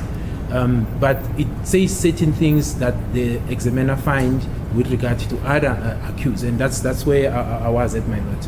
Futhi ke lokhu ke uma singenza nje ke isiboneleko mayelana nawo ke ama fingerprints uma kwenziwa ke uphenyo lapho ke siyazi ukuthi ke kune number ethize yalokho okubhekwayo ke kufanele itholweke kodwa uma kuwukuthi ke akutholakala kanga konke lokho akusho ukuthi ke manje ke kuzofanele ke ngikushaye indiva ke lokho ngingakunaki lokho akushoyo lo akuyena obenza lolo phenyo lolo uma sesingabuyela khona lana ke uma singathatha yena ke umsolo wesihlanu uma ke lo obenza lelo phenyo ke ushilo ukuthi ke akukho nje lutho ke alitholile ngaye umsolo wesihlanu kodwa ke engasho okufanayo mayelana nabanye. And I think it's the same position with accused number 1, my lord, that in my recollection the report did not find any, even if it's not complete markers, any with regard to accused 1. And that, my lord, it's in support of the investigation because the investigation indicates that accused 5 was outside. He was the driver of the vehicle, and I'm saying it's alleged in terms of the investigation. And accused 1 was standing outside, so he could have not left anything. It doesn't matter how small or big, anything, because there would have been a contradiction. So there is a collaboration in that sense. But as I said, the markers and the issues that the two advocates had a concern about is what I wanted to go into, but it wasn't sitting well with the defense. Kuyafana ke noma singakhuluma ngaye ke umsolo wesihlanu wokuqala ngexolisa ke ukuthi ke nalapho ke akukho okutholakele ukuthi ke khona ke okwasalela noma ke awakushiya ke khona lapho lokho ke kuyahambisana ke nalo ke uphenyo esilenzile ngoba ke lasho ke uphenyo ukuthi ke umsolo wokuqala yena ke wayimi ngaphandle umsolo wesihlanu wayengaphandle naye ke esemotweni ngoba uyena noma insolo zithi ke waye ngaphandle ke kuyena oshayela imoto ngakho ke akukho awayengakushiya ke lapho yilokho ke bengifisa ukuthi ngikusho ke nangaphambilini kodwa kwabayila khona ke abameli baba nenkinga. Yes, my lord. Brigadier, the bottom line is that the DNA expert that came here excluded all 5 accused persons because there is a certain minimum and maximum that you must meet for you to include persons as donors of a DNA sample. So all 5 of them were excluded, and it's not up to you to interpret that evidence. He spoke, he testified at length, going through each and every single marker where there were points of commonality differences, but the bottom line remains. He excluded all 5 accused persons before court. My lord, that's not how I understand the investigation is done. And like I said, that's why I left this part, and I think the state advocate also, we moved away from that part, but now I'm being asked a question about it. That's not how I understand the investigation is being done.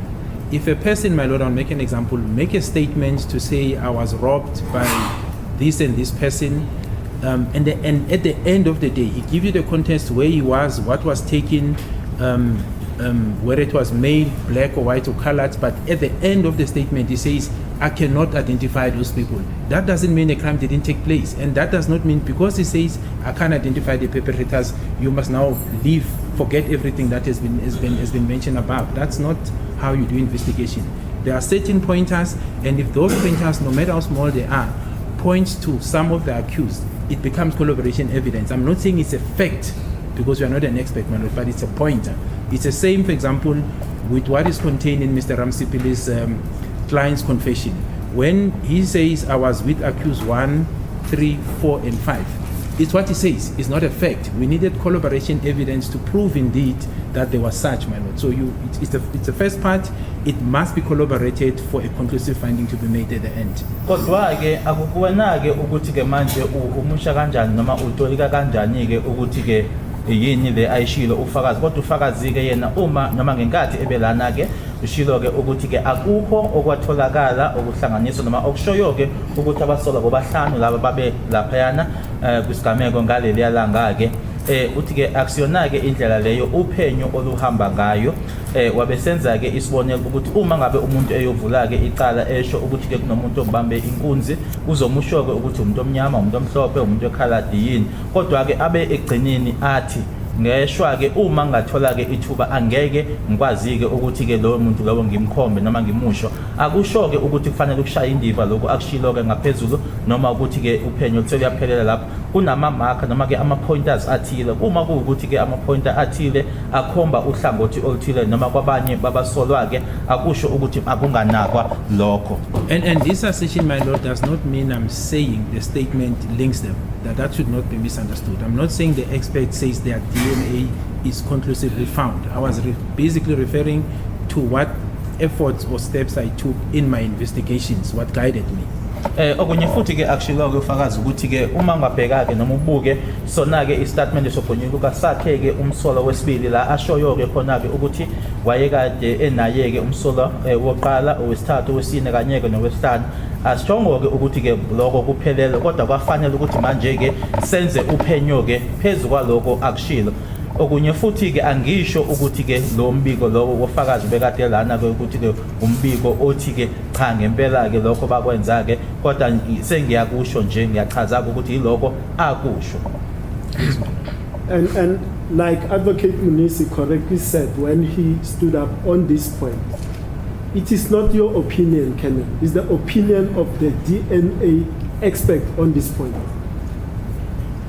My lord, I think we are on the same page and we're saying the same thing. As said, I am making this submission does not mean I'm saying the expert was wrong in saying what he said. I agree with his conclusion. I'm simply saying above, if you look above what is contained there, what it says. That's number one. But number two, I do recall, my lord, that DNA, it's a mixed DNA.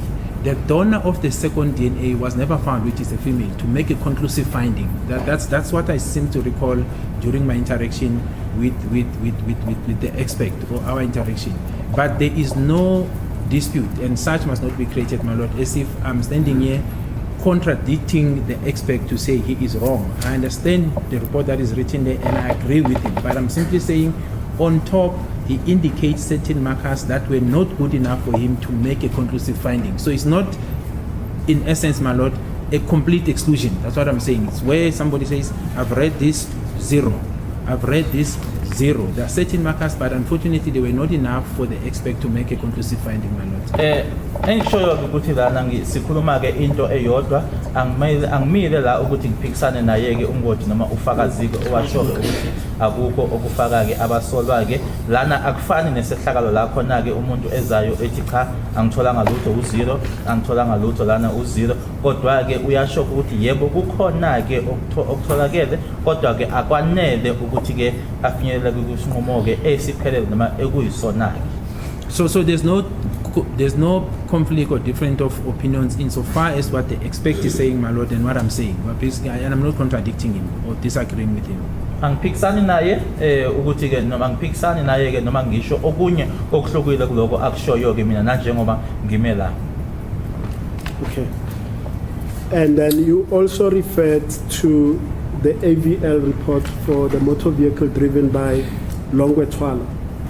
Yes, the tracker. I think it's a tracker. Yes, my lord. The tracker. The tracker system. Correct, my lord. Ngikhulumile ngayo ke i-tracker system mayelana ke nemoto eyayishayelwa uyena ke uLongwe Twala. And in that context, how does it say that the relevance to there being intruders or no intruders? Well, my lord, we know the cell phone, the missing phone, the phone that was in the same tower, including with Longwe, prior to the commission of the incident, that after Longwe with his car and his phone tower, the number that he gave, goes to clinics, that phone goes to Muleleki. So if Longwe was the shooter, you would then have expect, and if this was a fabricated story of the so-called missing phone, you would have expected, and I said this, my lord, to see one of the people in particular, because we're talking about Mr. Longwe, going together with the so-called missing cell phone, or the phone remaining behind. So the essence of the AVL was to show, rather the tracking system, my lord, was to indicate that it was moving together with the cell phone and it went to the clinics. Contrary to the phone that was in the tower that was alleged to have been taken, which went to a different direction. And we could not find evidence as to who was there, because the people who were in the house all went to clinics. So people who in the house are sitting at the clinics with the deceased, my lord. The phone is sitting at the last tower of Moleleki. Then the question is, who is in possession of this phone if there were no intruders, or at least one person because the phone cannot work on its own. So that was the essence of that submission, my lord. Baleka noma kuba semqoka ke kwale ambiko kwe AVL noma isot le yatracker ke mayela nayo imoto ikalongwe ke nanjoba kwakunale insolo ke eyishoyo ke uma kuukuthi ke kwakuyena ke ulongwe ke owadubula ukuthi ke nale phone ke uma iya ngale kuloyela hlangothi njengoba laba basendlini bona ke baya eclinics ekuyila icosha khona ke neyakhe ke ulongwe iphone kusho ukuthi ke ubanike manje lo owayephethe lo makhala ekhukhwini lo owaya kolunye uhlangothi ke emuleleki ngalesikhathi ke laba ababesendlini bona baya eclinics. Okay. Now, let us move closer to these events now. And then we start with, you've made reference already to Exhibit BB, that is the identity kit with which you say you confronted accused number 2. You recall that? I recall that, my lord, yes. Ngiyakhumbula ke ngikhuluma ngayo ke umdwebo loya noma ke identity kit engithi ke ngabuza umsolo noma ngakhulumisana nomsolo wesibili ngayo. I'm going to request that it be beamed so that we all can see what we are referring to.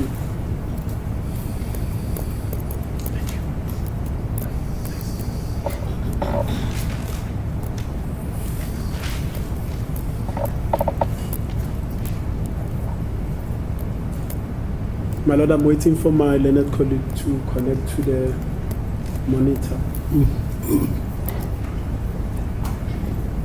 Sorry, in the meantime, we keep calling that cell phone a runaway phone. Yes, my lord. It's basically the phone that belongs to Miss Kelly Kumalo, the 072 number. But does it actually belong to her? Yes, it's a cell phone, my lord. And the number was also identified by Colonel Stein and the other gentleman. Yes, yes, but he also identifies it on her statements that it's her number. Oh, and she says it was that. yes, no, it is identified. It's identified that it's one of her cell phones that she disclosed to the police to say I had 2 cell phones, the 072 number which is alleged that was taken by the perpetrators, and then she remained with the 082 number. So common sense or logic tells us that there must be forensic evidence before 8 o'clock going this way. There must be forensic evidence that phone, the runaway phone, was inside the house. There is forensic There evidence, is. my lord. There is forensic evidence that place it in there together with the other cell phones. Yes, yes. But not only just her cell phones, with the other people who were in the house under the same location. Okay. After the incident, then you have these different directions, my lord. I hear you. Uyamana ukukhuluma ke ngalo makhalekhukhwini ukuthi ke lo makhalekhukhwini ke owabaleka noma ke runaway phone yebo ke washo ke yena ke uMiss Kelly Kumalo naye ke statement sakho uyasho ukuthi wayena cell phone namagama number amabili 072 kanye no 082 072 ilona ke emuva kwesigameko owathathwa ke kukhona ke nobufakazi obushoyo ke futhi ukuthi leyo cell phone leyo ngaphambi kwesigameko yayikhona ke lapho endlini kanye nama cell phones abanye labo ababesendlini. Okay, we do have Exhibit BB on the screen. Yes, my lord. Now, if we look at the depiction of the sketch on the left, I did ask this question before to, I think it was Sergeant Messiah. Is that photograph as well depicted with that sketch on the left with the hairstyle of dreadlocks, according to what you can see there? No, it was a hoodie. Are you referring to Yes, the person one on the on the left-hand left. side, on my Yes. left? No. The person with the hoodie is on the right. With dreadlocks, and the person on the left is wearing a hoodie, my lord. Because I'm looking, if you can be given the pointer so that I can show you the parts that I'm referring to. Yeah? I'm not operating this. You want to get up or down?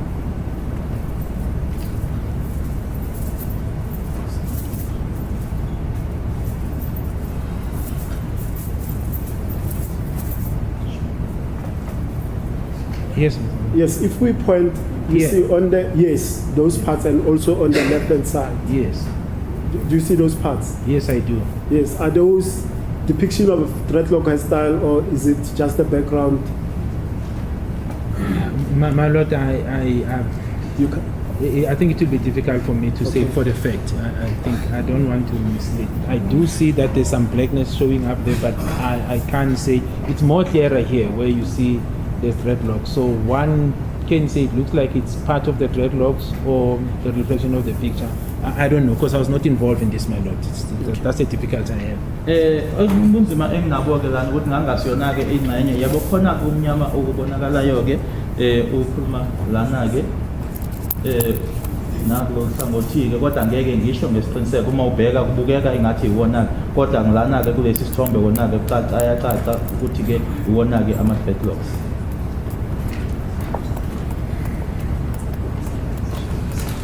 okay. I'll revert back to Exhibit J because this is Exhibit BB. And But, then, sorry, my Lord, sorry, Mr. Ramsipili, to say something because it just cropped. It just came into my mind, my Lord, that and obvious. Maybe let me not disturb your line of thought. I'll come back to it later because I think I might distract where you're going. It's fine. I'll come back to it later, my Lord. But I want to say something about this picture. okay.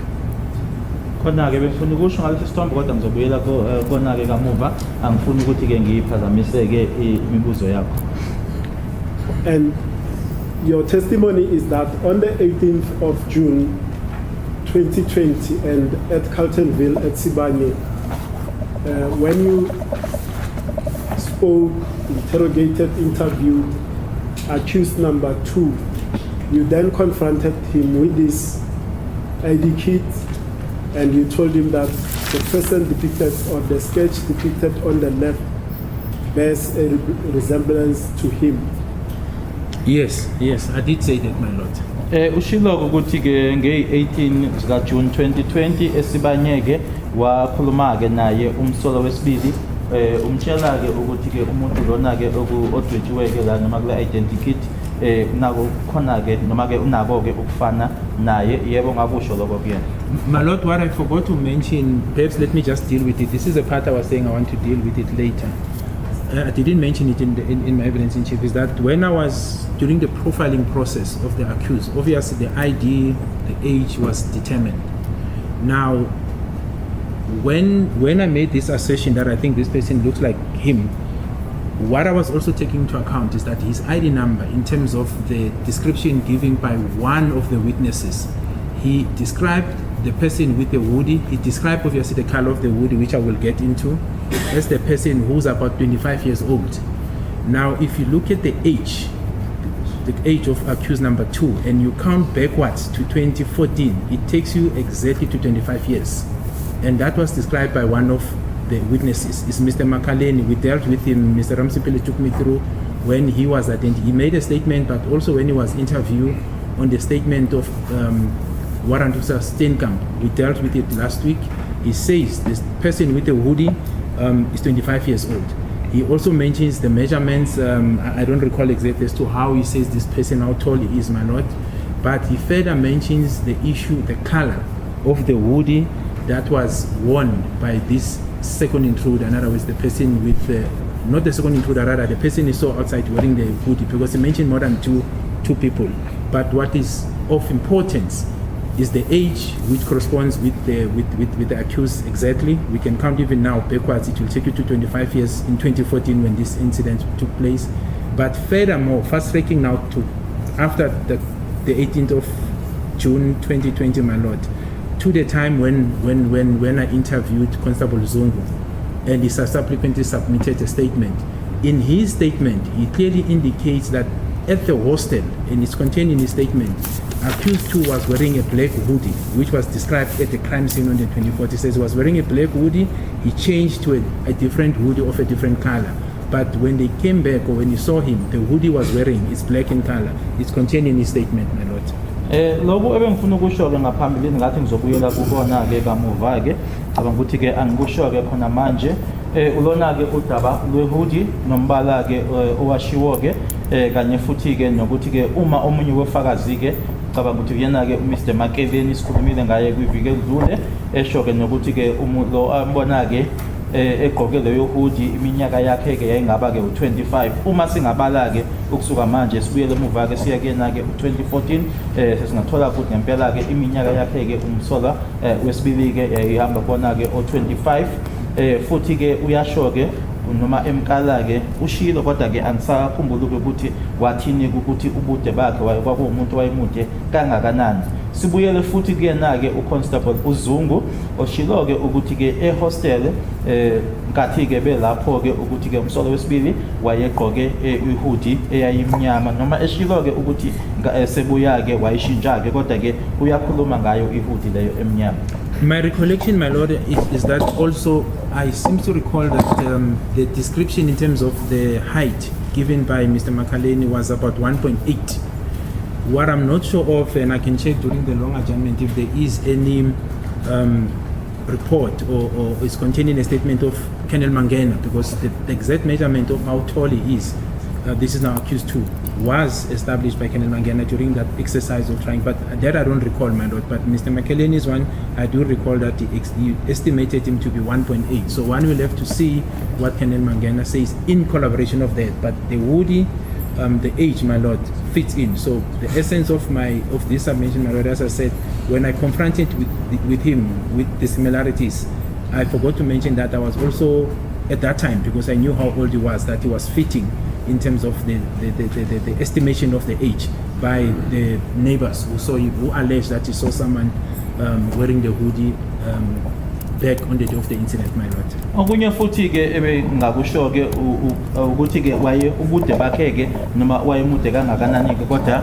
mangikhumbula kahle ke uma uMr Makeleni wayemchaza ke omunye lona ambona ke ukuthi ke kwaku 1.8 ngafanele nguye umuva ke manje ngithi uma ngabe yena ke uKenneth Mangena wayekhala ke ukuthi yena ke wakala wathini ke ubheka ke ukuthi khona yini ukuhlangana khona ke. Okunye futhi ke ngakhohlwa ke kuyena ke noma kusho ke ukuthi ke bathini uma ngabe sebemchaza ke abantu labo noma ke omakhelwane.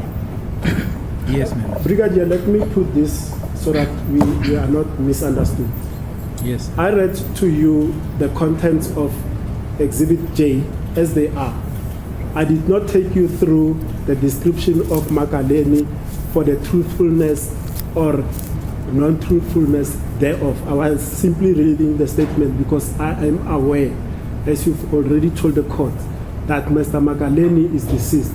So there are issues with Hearsay Evidence Act that must still apply, and the state did not apply for that evidence to be led in terms of Section 3. As the court, please, my lord, there's a legal proposition. I mean, once you put a statement on record, you are saying, my lord, that it's not in dispute. You consciously put hearsay evidence on record. If you put hearsay evidence consciously on record, you cannot later on complain that it cannot be admitted. That's what my learned friend did. We therefore submit, my lord, that the proposition that is being put to the witness now that this is hearsay evidence is not correct, since they themselves put that on record. My lord, that aspect is dealt with because I can tell this court. It's what? I can tell this court that Amanda Steenkamp, who compiled Exhibit J, it is my intention to call her during our defense. No, yes. I think you're talking at cross purposes. He's quoting a legal principle, your brother, Androy. Yes. Concerning putting hearsay evidence.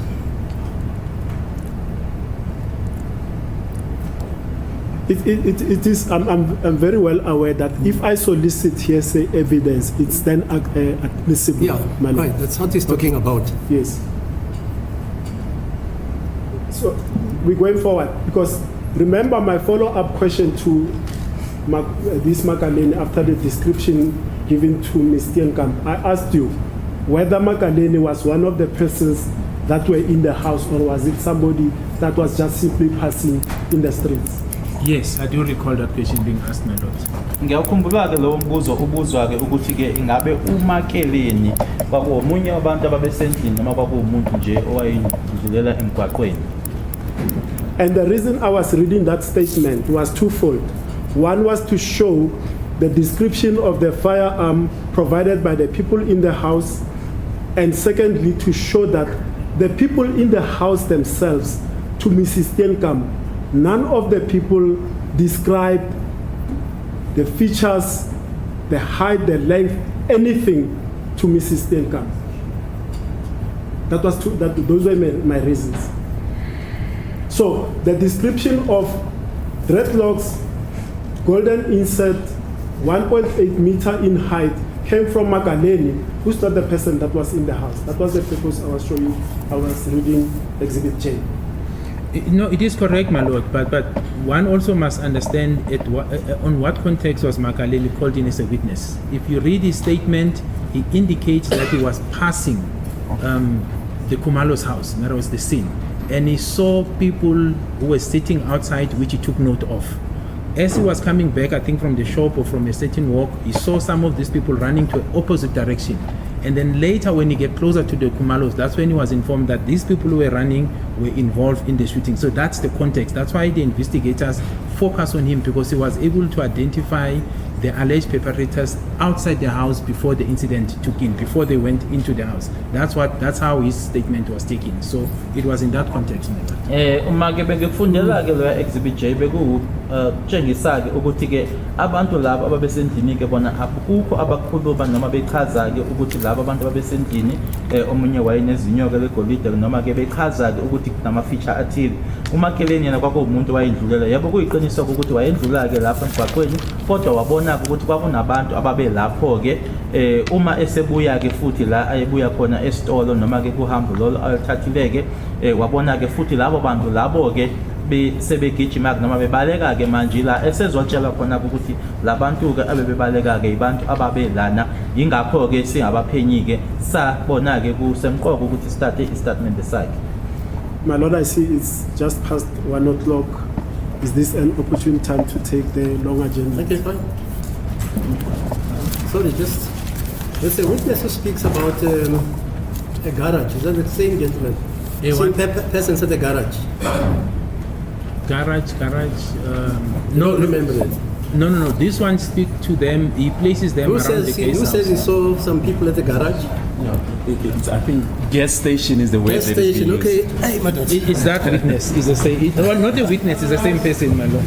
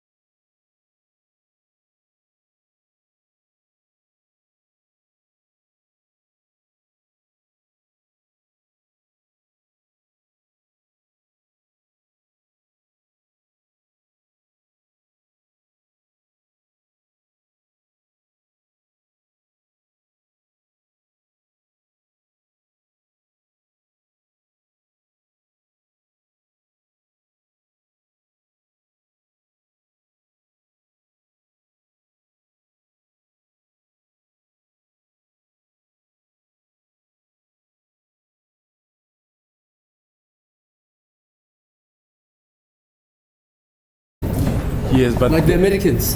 no, but they refer to electricity mini substation. Ah, yes, I couldn't you. I was reading the record, Pen. That's why I get it. Yeah, you see the doctor there. There's evidence about a gas station or a garage. Anyway, for this, two people went to a garage or a gas station, etc., etc. Yes, ma'am. You don't remember that evidence? It is here, madam. It's not evidence. It is the description by Makaleni. Yeah. Okay, fine. You heard me. I recall that. Yeah. But be reminded, they are still under oath, Brigadier. Yeah. Okay. Yes, my lord. Thanks. Yes, Mr. Master, please.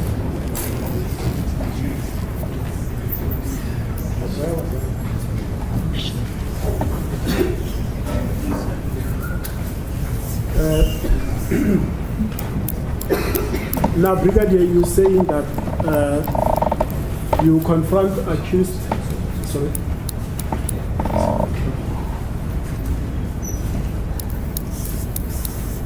Speak to them about this thing.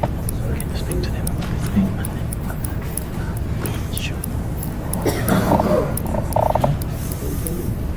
No, sorry, my lord. I just asked Ashley if you can just ask them to lower this thing. He says they say they can't. Yeah, you say it's centrally operated. I don't know. Yeah, but today. You want them to switch it off or what? Today's Maybe one just last night, but even physically myself, I'm suffering because I'm directly under this vent. Okay. Just push Yeah, it. if you can lower it or I don't know. Thank you, madam. Yeah. Okay. Fine. So, Brigadier, you said on the 18th of June 2020, you then confront accused number 2 with the ID kit that we have spoken about. And in response there to say to him, this person bears your resemblance. He says to you, this is a case of mistaken identity. I've got nothing to do with the offense that occurred. Is that the answer that you gave, you got from him? Not verbatim, but the essence of it, he was saying it's not him, my lord. That was the essence of the response. Manje ke Brigadier nge-18 zikaJune 2020 ukhuluma naye ke umsolo wesibili uthi kuyena ke lo muntu lana ke uyafana ke nawe uthi ke yena ke cha akusiyena wenziwe iphutha akanalutho lokwenza nesigameko hayi ngalawo magama kodwa nje wathi yena cha akusiyena lo. Now, just to clarify the point that I think Advocate Baloyi objected on, and that I said to the court that I understand that if I elicit a statement of a witness myself, that he authored and commissioned, it is acceptable. But the difference I was trying to make at the time was that the description of suspect B, what warrant officer Steenkamp says he got that description from, it's from Makaleni. So I'm not actually reading Makaleni's statement. I'm reading the description as provided to warrant officer Steenkamp. So it's a separate issue from the A90 something that was deposed to by Makaleni. Yes, it is separate, my lord, but you can't deal with warrant officer Steenkamp's statement in isolation of the people she was interviewing. Yes. Because she tells you, she basically interviewed everyone who was in the house, and she's telling you what they're saying, my lord. Kuyiqiniso ke noma ke ngiyakuzwa ke uma uthi ke ufunda lokho kwabhalwa uyena uSteenkamp ekutshela uyena ke uMakeleni kodwa ke awukwazi usifunda sisodwa ke statement sakhe uSteenkamp ngoba ke usho ke lokho athi wakutshelwa ke abantu futhi nama interview nalabantu ababesendlini. Except of course that Makaleni was not present in the house on the 26th of October 2014. Yes, he wasn't, my lord, but his statement is very clear, even on that interview, that he saw the person he was describing at the gas station, outside at the mini power station, my lord. Kuyiqiniso ke ukuthi uMakeleni yebo wayengekho ke phakathi endlini kodwa uyakusho ke lokho ukuthi ke lo muntu ke ayemchaza ke wambona ke ngaphandle ke kule ndawo ke yawo ke ugesi engaphandle endlini. And I'm going to go back to Exhibit J, page 5 there of and specifically deal with that aspect of the witness, the fifth witness that was interviewed by Ms. Steenkamp during the compilation of the identity kit. And I'm going to read again. It says, the fifth witness, Mr. T. Makaleni, residing at Mzamo Section 3942, compiled the face of suspect B. He saw 3 unknown males in the vicinity of the gas station, busy on the cell phones. He saw them again at Kelly's mom's house. Suspect B stood at the gate. He gave the following description. African male, 25 years, 1.80 meter tall, slender build, medium brown complexion, clothing a black hooded top. Witness saw a golden insert in upper teeth. Hairstyle is dreadlocks. Facial hair is mustache and beard. And then witness saw something in his hand that could have been a firearm. Witness could not describe the rest of the faces. Yes, my lord.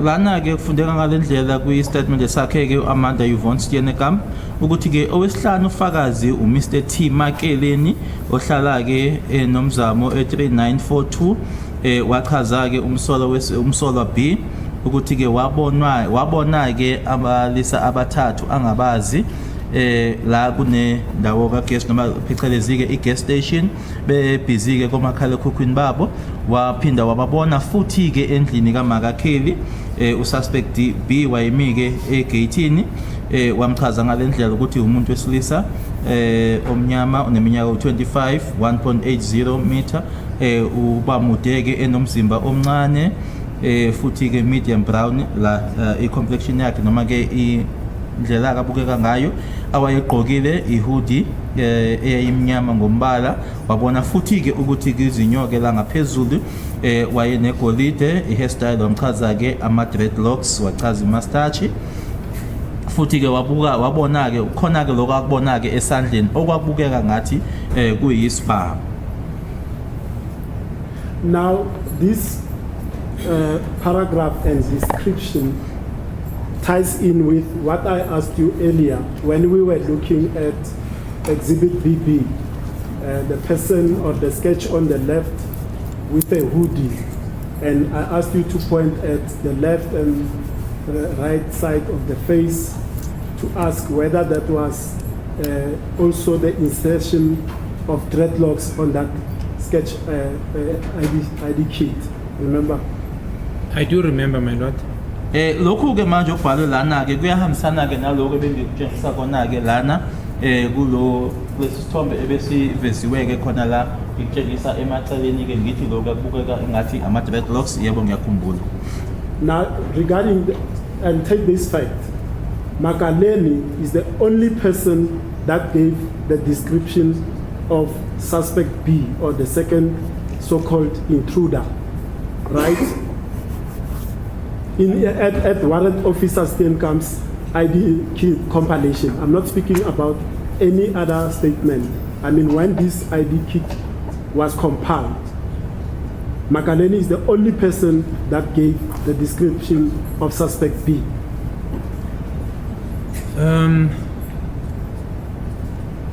My lord, if I can just have a second, I just want to check something, a second or two.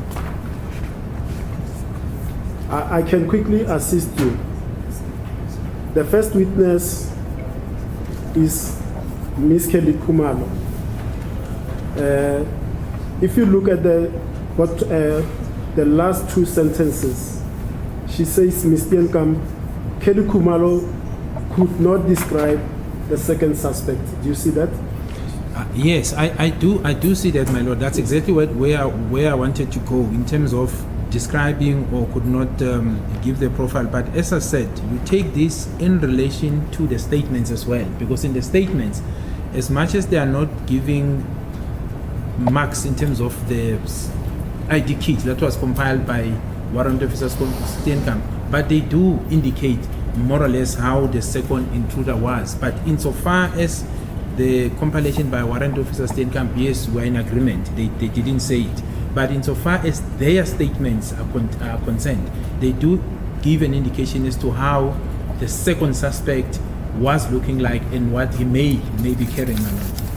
Yebo kuyiqiniso ukuthi la masibheka ke ufakazi oqala uSteenkamp akhuluma ngayo uyabhalile ke la uKelly ke akakwazanga ukuthi kamchazeke owesibili umsolwa kuyiqiniso lokho kodwa ke ukuthi uma ubheka ama statements aboke yila kunala abashoyo ke khona ke futhi bamchaza khona ke ukuthi umsolwa wesibili waye kanjani nokuthi wayephetheni ke kodwa lana kwi statement esika Steenkamp abamchazi. And the end of each sentence, my lord, by Warrant Officer Steenkamp, just to be more precise. For example, with the second person, or maybe let's start with Kelly. She ends by saying she could compile the fake. Okay, no, let me leave. It's not the question. The second one, my lord, by Zandi, she says she could not describe the second suspect. Okay. And then the other one, which is Tumelo Madala. The last sentence, he could not compile the second suspect. Okay. Now, the third one by Mr. Twala says he could not describe the second suspect. And then Makaleni obviously then does, my lord. So that's what is contained. But the essence, there was a suspect, a second suspect. But she as an expert, she was looking for marks that she could get from them in order to compile an identikit. So she's saying they could not, that's my understanding of it, they could not give her tools or information that will allow her to compile, not the non-existence of the second suspect. That's why the referral is very clear that they could not give information insofar as the second suspect. So there was a second suspect and she wanted to get the features of the second suspect. The only person who could do that, I think accurately for her, was Mr. Makaleni, my lord. Uma ubuka ke lana kuzo zonke ke le statement ke zabo ukuthi ke uKelly akamchazanga uzandile ke naye akamchazanga lo wesibili umsolwa uTumelo uThwala umuntu ke ekuphela kwakhe ke noma ke okuyena ke owamchaza ke uyena ke uMr T Makeleni lana ke okukhulunywa yiloko ukuthi yebo wayekhona ke umsolwa wesibili ukuthi njena abamnikanga ke lokho awayekufuna ke noma okwanele ukuthi ke adwebeke asho ukuthi lo muntu lona wayebukeka kanjani. Yes. Now, the importance of this, and I'm going to emphasize, for the purposes of compilation of the ID kit, which is meant to assist the investigation with regard to putting out there in the public an image or a sketch of the potential people that entered into the house on the 26th of October 2014. The people that were in the house could not identify unique features to Ms. Steenkamp so that she can compile also the sketch of the second suspect. Well, according to Mrs. Warrant Officer Steenkamp, that's what they say. But as I say, my lord, if you look at the statement disposed by them, they try to give features of how the second suspect was like. But insofar as Warrant Officer Steenkamp, yes, it is clear that she's saying that he didn't give the description marks. Yebo ngokwakhe ke noma ngokusho kwakhe ke Warrant Officer Steenkamp ukuthi ke abamnikanga ke lawo ma marks kodwa mubheka istatement zabo kunalabo ashoyo ke khona ukuthi wayebukeka kanjani. But importantly, Makaleni adds two features that the people in the house never referred to. The first one being a golden insert on the tooth and the dreadlocks hairstyle for the second suspect. Yes, I saw that, my lord. Kodwa ke manje uMakeleni usefaka ke manje ke okubili ongashiwongo yilabo ababesendlini izinyo ke legolide emlonyeni kanye futhi ke nama dreadlocks yebo ngikubonile lokho. And as a passerby, Makaleni manages to see a golden insert from suspect B when he's outside of the house. That's what is contained in his statement, my lord. Yes. And then, as a result, you, as the lead IO, when I say you, I mean as the lead IO, you follow up on the descriptor that is given by Makaleni. Is that correct? No, I followed on the resemblance. That is why, Yes. my lord, I said when I confronted accused 2, I said the identikit that I see, in my view, that person looks like him. So it wasn't insofar as following what Mr. Makaleni, it was based on my observation, my lord. Mina ke ngangingalandeli ke manje lokhu okushiwo noma okwakhulunywa uyena ke uMr Makeleni, kodwa ke ngathi mangibuka yona ke ID kit ingakho ke ngathi mangiya kuyena umsolo wesibili ngathi ke umuntu loyana ke odotshwe laphayana ke ufana nawe, hayi okwashiwo uMr Makeleni. My lord, the court will also remember that there was a time when we dealt with a dental examination. I'm of coming accused. to that, Brigadier. Let me Must I lead you. wait? Okay. all Let right. me lead you, All right. Brigadier. No, it's fine. It's fine. You had ample opportunity to be led by my learned colleague, Advocate Baloyi. At this stage, it cannot be that the tail is wagging the dog. The dog must wag the tail. So you take my lead. No, I don't think that's accurate, my lord. We are here to assist the No, court. no, let me do my cross-examination. If I need you to elaborate on a point, because you go off a tangent, I forget what I was asking you, and you give so many explanations. Let us stick to my cross-examination. If you want to elaborate, ask me. The court has already said it's not going to block anyone from explaining to this court. But just ask me, because you tend to go off tangent, and I'm cross-examining. Some of the things escape me because of your lengthy explanations. My lord, I'll try to follow what Mr. Ramsipil is saying, but the court needs to take note that what I was trying to elaborate that. on That's what I was said. emanating from the question that was asked to me about the description given by Mr. Makaleni, which Mr. Ramsipile indicated that I followed that to the T. So Mr. Makaleni, my lord, one of the things that he mentions there is that the second suspect has a gold teeth incision on the upper lip. So my response was it was not coming from anywhere. There's a description given which says the second person has a gold incision on the upper part of his teeth. So naturally I was going to the explanation of saying, what did I do to follow this explanation given by Mr. Makaleni? That was the question that was put to me, my lord. But I hear you. Yes. I'll try to be short where I can, but where I need to explain, my lord, Mr. Ramsipilo must also bear with me, because I'll give answers insofar as the questions that are put to me, nothing more. Ngiphendula ke ngokwemibuzo ke engiyibuzwayo ke ngizozama ukuthi ngibemfushane, kodwa ke uma kufanele ngichaze ngizochaza ke ngoba umbuzo ke noma la engisengichaza khona ke mayelana ke nezinyo ke kumayelana nombuzo ke obuziwe ke kimina ke ukuthi ke okunye akubona uMr Makeleni wabona ukuthi wakunezinyo legolide la ngaphezulu ila esengiqala khona ukuthi ngichaze. Perhaps Yes, sir. to contextualize this, accused number 2 instructs me, and he has already told this court, he was arrested on the 16th of June 2020 by both Sergeants Mohane and Mabena. You are aware of that? Yes, I'm aware, my lord. Umsholo wesibili uyangitshela ke ukuthi uma eboshwa ke waboshwa ke ngazo i-16 zika June eboshwa uyena 2020 uyena uMukhane noMabhena. Yebo, ngiyakwazi lokho. And my lord, sorry, when I say I'm aware, I'm referring to the arrest insofar as the Nongoma case, not for this matter, just to be clear that our understanding is not misunderstood. Futhi uma ngithi ke ngiyazi ke ngisho noma ngikhuluma ukuthi ke ngiyazi ukuthi ke uma eboshelwa icala labanongoma engaboshelwa lona, ngifuna nje ukuthi lokho ke kuqala. And then on the 17th, he was taken to the Pretoria North South African Police Services on the 16th. And on the 17th of June 2020, accused number 2 is then booked out of from his cell by Sergeants Mohane Mabena. They take him to the boardroom and instruct me as follows as to what transpired in that boardroom. He is asked why he cut off his dreadlocks. He is asked about the presence or absence of the golden tooth that he had. He is further asked about tattoos that he had.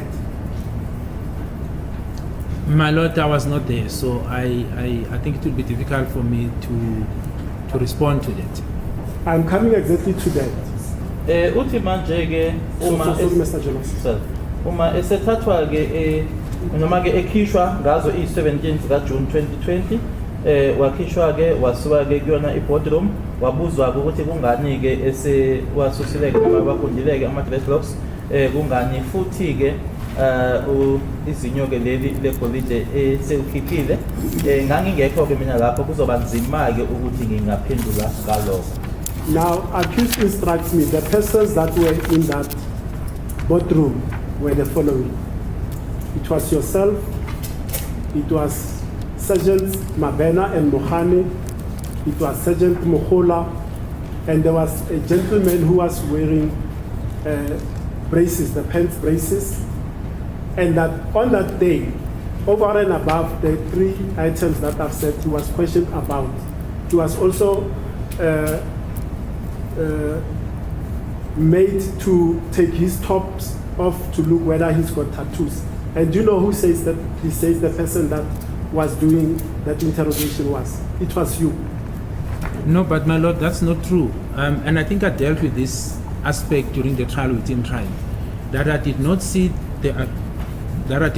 accused 2 on the 17th. The only time I came across him was on the 18th, when I interviewed him, and subsequently we followed the alibi that says he was at work. There is no way, my lord, I would have met him on the 16th and don't document my interaction, because the purpose of me meeting him was in relation to this matter, nothing more. So if I had met him, even if to even throw a wider blanket, my lord, even if I had an opportunity to meet him on the 16th, the first opportunity when I come across him, I would have asked him about this matter based on the evidence that I have. So there is no way I would have met him on the 17th, ask him about this matter, and not make a follow-up and don't document it. It's not true. That's why I indicated, my lord, what he told me, honest and openly, in terms of my interaction with him leading to the confessions.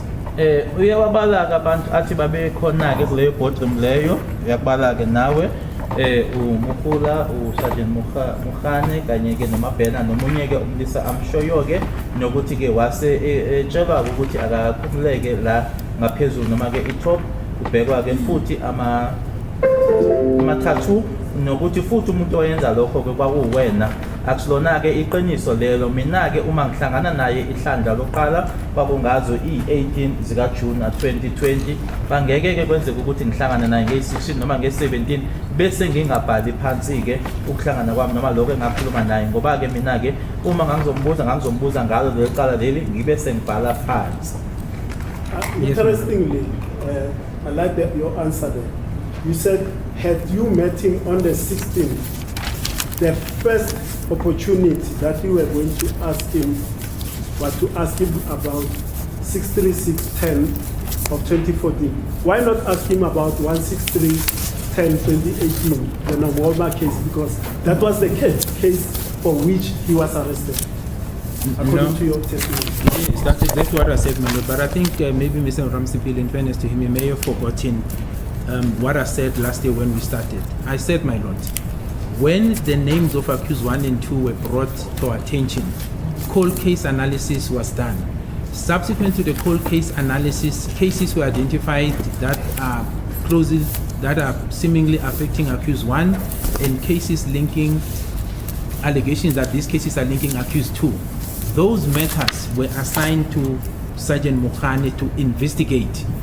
The bigger scope of case that I was looking at is this matter, 636. So I assigned unrelated matters to this matter to Sergeant Mohane insofar as Mr. Ramsipele's client is concerned. My concern or interaction with accused 2 was this matter. So that is why I'm saying if I had come across him, be it the 16th, the 17th, any opportunity that I had, it would have been this matter, because that's the site, that was my interest, my lord. The cold case analysis was done based on this matter that is before court, insofar as accused 1 and 2 is concerned. Ngiyathanda ke masophendula kanjalo ke nanjengoba usho ke ukuthi uma kuwukuthi wawuhlangene naye ngazo i-16 noma i-17 wawuzombuza ke noma ithuba nje lokuqala utholayo wawuzombuza ke ngalo licala leli u-636, okunganiki ukuthi ungambuzi ngalo icala leli labanongoma ngoba yilona aliboshelwa. Mhlambe ke uMr. Ramsipile ukhohliwe ke ngishilo ke ngiyakondlula ukuthi ke kwabhekwa ke uma ebhekwa ke noma ke i-analysis yama-cold case yenziwa ke uSergeant Mukhane uyena ke umuntu owayebhekene nalawo macala lawo engasilona ke leli mina ke icala engangilibhekile noma ke engangikhuluma ngalo kwakuyilona leli u636. And my lord, I can just add, I know, I don't mean to take long, Mr. Ramsipile, sorry, but I think it's important for you to take note. This was not a unique thing that was done in accused number 2, my lord. When I met accused 1, because he's the first person that was arrested for the drug dealing case, when he was brought to me in Fosoras, I also didn't question him about the drug-related offenses. I jumped straight to this matter because that matter, insofar as the ones that were unrelated, Sergeant Mukhula was the IO. I went straight to this case that is before court, which was the same thing that I did when I came across accused 2. Akusona ke inhloso yami ukuthi ke ngenze noma ke ngikhulume ke okude ke kodwa ngifuna nje ukuthi ngichaze ke lokho ukuthi ke njengoba ke umsolo wokuqala kuyena umuntu wokuqala owaboshwa ungathi ke elethwa kumina ke noma ke ngihlangana naye ke eFostoras angimbuzanga ke ngoba wayeboshelwe icala leli eliphathelene nazo izidakamizwa angimbuzanga ngalo ngambuza ngaleli cala ngoba lelo lezidakamizwa lona ke owayelisesha noma ke waliphenya lelo cala kwakuyena uSergeant Mukhula. Now, warrant officer, sorry, not warrant officer, is a Lieutenant Colonel Mangena testified here, and when crossed by my learned colleague, Mr. Mgomezulu, on this aspect, your presence when measurements were taken on accused 1 and on accused 2. Warrant officer Mangena, in respect to accused 2, at first, and I must be understood because somebody jumped up. At first, he said, you were present. Then after break, he came back and says, no, you were not present on the 17th when the measurements were taken by from accused number 2. My lord, I was not present, and I was not here when Lieutenant Colonel Mangena testified, so it's a difficulty in assisting, except to say I was not present on the 17th. Nkathi ke thulubufakazi bakhe ke Lieutenant Colonel Mangena washo ke ukuthi wawukhona ke nkathi ke wayokala yena ke umsola wesibili kodwa uma sesiphinde sibuya ke wakulungisa ke lokwathi cha wawungekho. Yebo ke ngangingekho futhi ke ngoba nzima ke ngoba ke ngangingekho uma ethula ubufakazi bakhe ke uKenneth Mangena kodwa ngiyazo i17 ngangingekho lapho. And he also put this rider to say whenever I do my work, and he was referring to the taking of measurements from the respective accused persons. He says whenever I'm doing my work, I'm in the presence of the investigating officer, but I'm putting it. That was after he now turned to say, you were not present. My lord, like I said, it will be difficult really to comment on what Lieutenant Colonel Mangena said. What I can tell the court is that I was not there.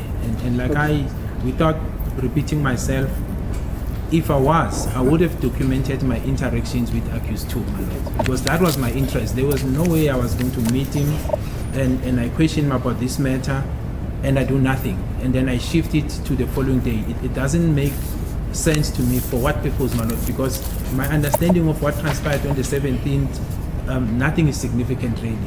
The rollout that led to the confession started, even the following of the alibi started really happening on the 18th when I was present. So I was not there, man. Nanjoba ebeshilo ke kubufakazi bakhe uLieutenant Colonel Mangena ukuthi ngaso sonke isikhathi mangenza ke umsebenzi wami ke okuyena owumseshi noma ke ophenye icala uba khona kodwa ke wakulungisa ke lokwathi cha wongekho.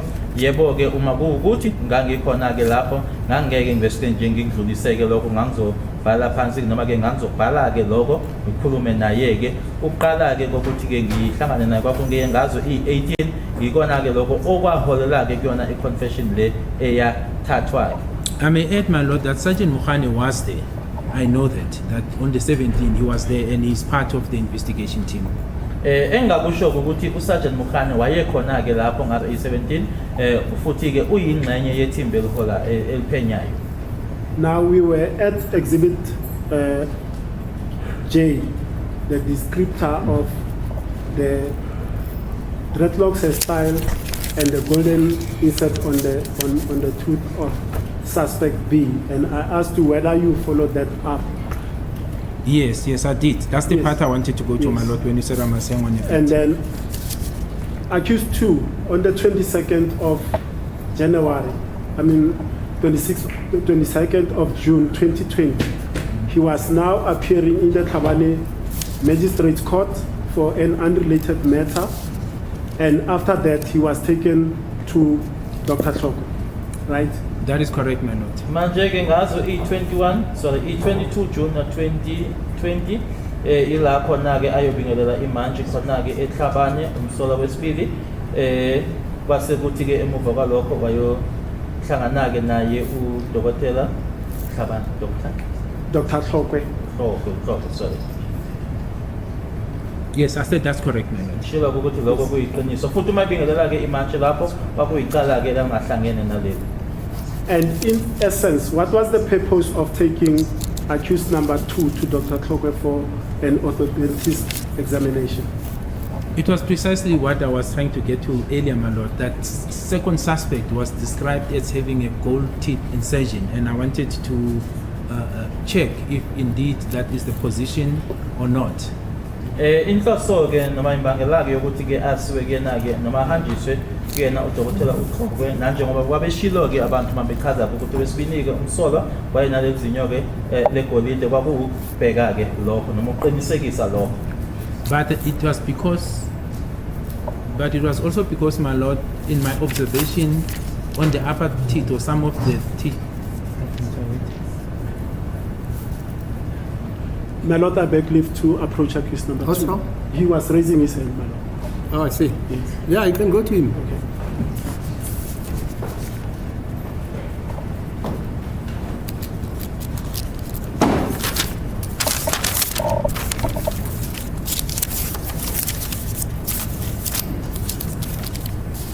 Yeah.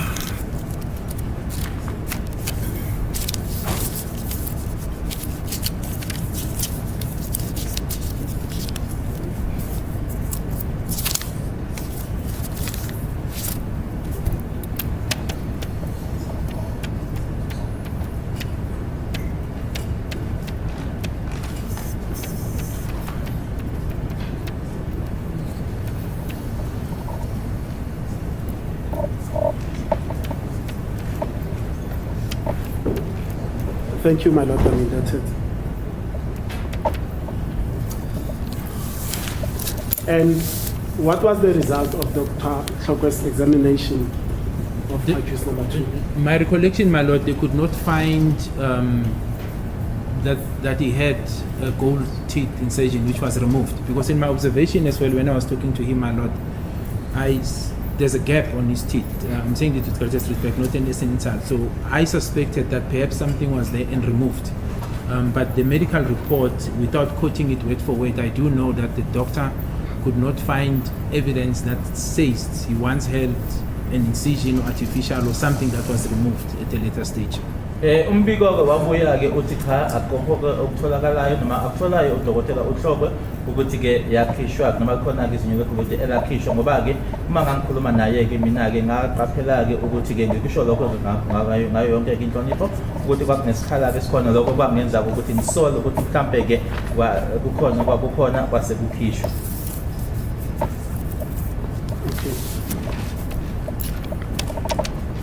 I now want to proceed to because we are busy with descriptions and identification by various witnesses of the persons that they saw that night. I want to go to the evidence of Ntabise Mokete. Do you recall who that witness is? I know that, well, I was not in court when she testified, my lord, but I know that she's one of the ladies that was sitting opposite the crime scene with a friend. I know who she is based on the statement she made. Ngokwaso ke istatement noma ngokubuka ke istatement ngiyazi ke ukuthi ke ubani noma umunye ke walabo ke ababehlezi ke ngale kwendawo yesigameko yena uNthabise Mokete. And her testimony, I'm going to sum it up. She testified that she was in a vehicle outside Maggie Piri's house and diagonally opposite the Kumalo household. she was with a friend, Yolanda Nota, and she was seated directly behind the driver's seat where Yolanda Nota sat with her infant child. Right? Yes, I'm listening, my lord. Now, as they were sitting and chatting, they heard what sounded like a gunshot. Yes, my lord. And they are seated there wondering and debating whether it's a gunshot, this one saying the other. She sees a tall person running past the car. She does not know where that person was running from. Right? Yes, my lord.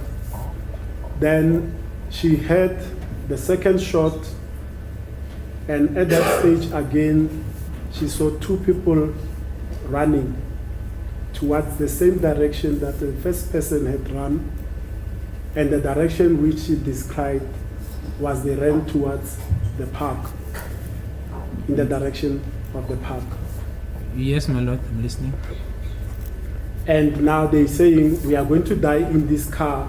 We're hearing something that sounds like gunshots and we're sitting here, let's get out. As they are preparing to get out, they hear a third shot, and they are now exiting the car after the third shot. She hears Zandile Khumalo screaming her name and screaming that Ntabi saying, call the ambulance, Senzo has been shot. I'm listening, my lord. And they then, together with Zandile, go inside the Mapiri house. And everybody now is frantic. Zandile is saying to Mapiri, phone the ambulance, they can't phone. But the essence thereof is that Zandile lives without an ambulance or emergency services being called. Yes, I'm listening. Now we fast forward, and I just want to go to the part where she describes the three gentlemen that she saw passing. And that will be found on the transcripts of the 26th of July 2023 at page 38. And she described the two men as follows: the one that passed after the second shot. One wasn't big in terms of physique and of average height with dreadlocks. The other was slightly bigger in physique. And then at page 48, line 18, she states, the very one with the bigger physique had a hoodie on his head and with a hat, as well as he was taller than the two that I had already referred to. I'm listening, my lord. Yes, that's the first descriptors of the people that she saw. The first one was tall, the one that ran first. She just described tall, dreadlocks running towards the park. My lord, let me pause here and just perhaps address the court. Earlier on during the trial, and I think Mr. Kate Baloyi can back me up on this one, the court had asked for orientation purposes whether the photographs of the park were available.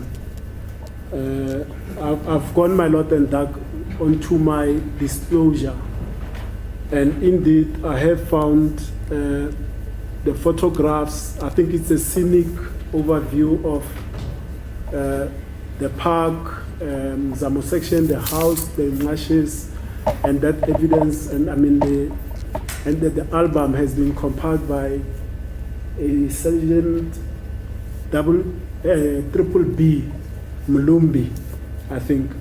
So I'm not sure whether we are going to introduce that evidence and how we're going to introduce it for orientation purposes to see when people said they turned left and ran towards the park and relative to the precinct and the streets around, what are we referring to for contextual purposes now? So I'll You're asking Mr. Balawi, what your colleague wants to know about that evidence, whether it's... Well, the photo album is in the other docket, the 375, one of 2019. 375? Yes, What does it got to do with that other docket? as far as I'm aware. Because there was no mention Yes, of this thing. yes, that's. It's really up to my learned friend how and how he wants to use the the photos. Are they But we are in another docket? In Yes, other words, they're in the. they are not part of this docket. No, not as far as I'm aware. Yeah, man, I didn't even know where they emanated from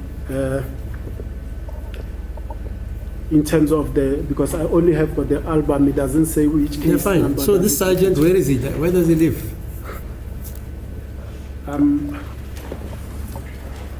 Who took the photos, in other words? It's Warrant Officer Mulumbi, I think, Where is he? of the Springs LCRC.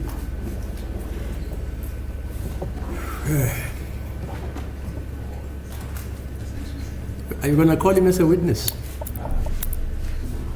Hello? No, madam, I don't think so. I was just bringing it up because the court had previously Yeah, I did about ask. them and it's never Yeah.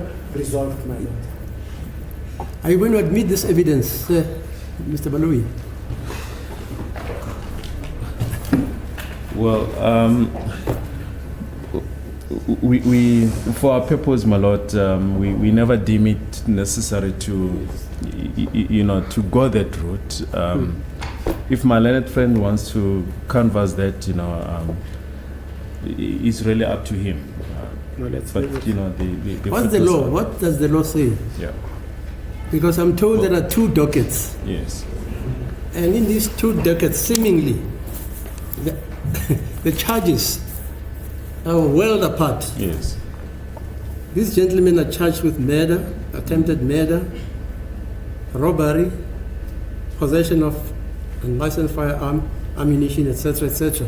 That other docket, people are charged with defeating the ends of justice, etc. I think you must address me on that. Yes. You don't think so? If you are not prepared, fine. Yeah. Oh, But here are people following two different avenues. And the fact is, these gentlemen here are not charged with the contents of the docket Mr. Ramosipili wants to introduce into the evidence. Is that not so, sir? That's correct, my lord. yes. But I'm not stopping anybody. If you want to go and do some research about this point, you can do so and address me tomorrow. Or if you don't want to do that research, I will decide what to do with the evidence. No, but the fact of the matter is the evidence in that docket were taken from a certain perspective to achieve a certain goal. Hence, my lord, we didn't even think of using those photos because, as we mentioned, they were taken with a certain goal in mind and to achieve a certain purpose. Okay, I hear you. So what do you gentlemen want to do?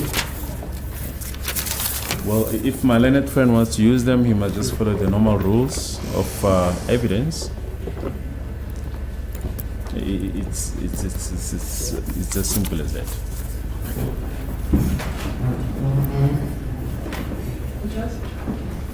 Yes, sir. My Lord, can I just stand in the photo album that Mr. Ramsipile wants to refer to, my Lord, forms part of the documents that have been disclosed by the state to the defense. That has been? Disclosed or furnished by the state to the defense. But this is not what Mr. Baloui is saying. So you say the state was going to use it in this case, that photo album. As the court pleases, my Lord, because it was furnished to the defense. Was it discovered? Wait, was it discovered in respect of case number 675/10/2014? No, not in respect of this case. It's already on record, my lord, that there was a court order that docket 375/1 of 2019 be disclosed to the defense. Yeah. And that was when the contents of that docket were then disclosed to the defense. And it was in the previous trial. Yes, in the previous trial. Yeah, I thought you guys said we must start de novo. Yes. He says it was in the previous trial before my brother Maumakwe. My lord, yes, it was ordered in the previous trial. However, in this trial, my lord, it still forms part of. Was it discovered in this trial? Yes, my lord. Is that so, sir? Well, the fact of the matter is there was no rediscovery. All the statements that were discovered in the first trial were simply used again in the first trial. But the fact of the matter is when the defense requested disclosure of the docket, they were given 63610 of 2014. Then the trial commenced before Judge Momelo, and an order was then made that the contents of the second docket 375/1 of 2019 be discovered to the defense, and that's when the contents of the dockets were then disclosed at that point. So there were two separate discoveries, if one can put it that way. Okay, is this gentleman still around, Mr. Ramsabit? I haven't verified that. Which police station is he attached to? I think it's LCRC Springs as well. What's LCRC? Local Criminal Records Center. The photographers and all of the people now. Livingston. Where? Springs, madam. Springs. Yes. So why don't you phone and find out? Or you must call him and ask him if he's prepared to come to court. Or I can make an order that he must come if he's still alive. Because you want to introduce evidence which is not tested. Yes, that's my concern, madam. Unless the state was saying, aye. So what do you want to do, sir? My lord, I see it's approaching 3 o'clock. May I resume tomorrow because I was also affected by this cold front coming upstairs. How big is the album? It is less than 30 pages, my lord. Less than 30? Yeah, it's How do we talk, sir? Are they 100? They're not 100. Less than 30? They are less than 20. Okay. Less than 20? Yes. Those photos? Yes. So you say you'll find out. Yes, we will. Why don't you do it together? Yes, I'll speak to to Advocate Valoy, my lord. Yeah. So I will go about it. My lord, excuse me, can I just respond to what Mr. Ramsey, because the last part Yeah. I just said I understood, but I never responded to that, the repetition of Ntabi Singh. I was just listening. Yes. Oh, yeah, Let's okay, finalize that. Ah, Yes. here, Yes, yeah. so we left it hanging. So we can, yeah. So that we can close it nicely. Close that one and then, yeah. Reflect Okay, tomorrow. fine. Yes. My lord, what I can say about the description given by Ntabi Singh, it is corroborated in the confession of Mr. Ramsey Philistine's statement. Accused 2, in his own confession, says after the first shot was fired, he ran away. This is what the lady outside is saying, that he first saw the first person running away, a tall person. It is corroborated in that confession of Mr. Accused 2. Kuloku ke okuchazwe uyena ke uMr. Ramsey ekhuluma ngokuthi ke uNthabi Singh wabonani njengoba ebeshoke uNthabi Singh ukuthi babehlezi ngaphandle ke emotweni kwaqhuma isibhamu wabona umuntu omude ke ephuma ke kwasho sakuqhuma futhi ke isibhamu ke waphinda wabona ababili ke lokho ke nje okushiwo uyena uNthabi Singh yilokho futhi uma ufunda ke istatement sokugonyuluka sakhe umsolo wesibini asho ukuthi uma ngabe isibhamu siqhuma kokuqala waphuma yena wagijima lokho ke kuyahlangana nalokho okhulunywa uyena uNthabi Singh. My lord, I recall that in his confession, he further indicates that as he was running out, accused 4, because accused 3 was in the house, according to the confession, it's alleged, I'm referring to the confession, not verbatim, that the third accused was still inside the house. Then as he was running out, accused 4 ran in. So in other words, they were now still 2, but he ran out. uyaqhubeka ke manje ngikhuluma ke into ekusonaka istatement sakhe sogunyuluka umsolo wesibili ngoba ke uma isibhamu siqhuma yena ke eseqhuma ebaleka umsolo wesibili usasele ke ngaphakathi umsolo wesithathu wase umsolo wesine ke engena ngaphakathi endlini. And that will be a collaboration, my lord. That obviously there was the first one that ran away, and then the two would have followed afterwards, my lord. Lokho ke manje kuyahlangana ke ukuthi ke kuno oqala ke ophumile egijima kwase kulandela ababili. Yes, my lord. And the issue of the dreadlocks, I think it's self-explaining. Mr. Ramsipilo did mention that one of the suspects, and that person with the suspect was seen on the second grouping. The second, in other words, the two suspects. One of them was having dreadlocks, and according to the confession of accused 2 is that he left the second suspect, which is alleged to be accused 3, with the dreadlocks. And I'm saying alleged, my lord, as per the statement, with dreadlocks in the house, and that person was seen with the second person running after the first suspect was seen. So there's a collaboration there, my lord. Phinde futhi ke kuhlanganeke ukuthi manje ke uma eqhubeka ke esho ke yena ke umthaphiseki lonabo ukuthi manje uma sebona ababili ke kukhona ke onama dreadlocks, lokho ke futhi kuhlanganiseke naso istatement sokugonyuluka sakhe umsolo wesibili ke uyasho ukuthi wena waphuma ke wabaleka ushiya ke ngasemva ke umsolo onama dreadlocks lo umsolo wakhe eyinsolo ezithi ke uyena ke umsolo wesithathu. Kuyahlangana ke nalokho ukuthi manje uma sekuphuma ke manje kubaleka kuphuma ababili omunye wabo unama dreadlocks. Yes, my lord, that's what I wanted to respond to, Mr. Ramsipilo. Okay. Yes. And this is my parting shot before we take a break. I had earlier on said to you, Brigadier, relax, let me lead you, let the dog wag the tail, not the other way around. Because I'm still going, the purpose why I'm standing here, and I'm going structurally like this. I'm going to exhibit HH and JJ. I told you at the beginning. We are going to analyze those confessional statements to see whether there are markers of reliability or unreliability based on the totality of evidence. Yeah, my lord, maybe for the sake of smooth running, when I touch base on something, Mr. Ramsipilo can just indicate that I will get there. Then we'll understand each other, because I will not know when you ask a question whether you'll still visit that place or you've parked it. Like in this instance, we nearly adjourned without me responding. So that is the essence of it. So we can find a mechanism to work together. So you simply have to indicate, because like I said, my lord, my responses, as lengthy as they may seem, they are based on the questions that you are putting to me. You put a question and I need to answer it in its fullest context to assist the court, because we are here to assist the court. That is the purpose. But if you feel perhaps I'm ahead of where you're going, thirdly, you can just indicate to say we'll get the break and I'll give you that space. So tomorrow, Ukuwena-ke ukuthi ungitsheleke ukuthi uma ngabe ngiphendula-ke ngiphendula into osezoyibuza-ke ukuthi ungimiseke, ngoba uma ngiphendula noma kubukeka ungathi-ke iy'mpendulo enginikeza ngazo zindeke, kodwa ngiphendula ngokombuzo-ke lowo engiwubuzwayo. yes, I will resume tomorrow. Thank you, Dr. Jonas. My lord, may we then take an adjournment until tomorrow? Okay, fine. Is the court proceeding? So are you going to address me, or are you going to just make an agreement between yourselves? Because I also want to prepare. I'm not the type of judge who comes to court blank. Can you just get clarity on which aspect does the court want us to? Whether the evidence which Mr. Ramsipili wants to introduce into this case is admissible. Unless, I know if you say you don't care, you don't object, it's admissible, because it means it's not disputed. Are you with me?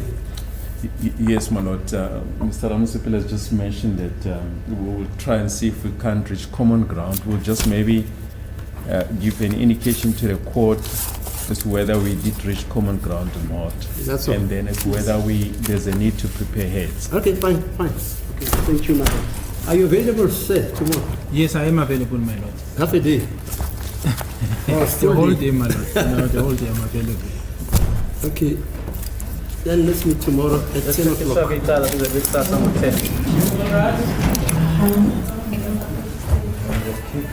Ang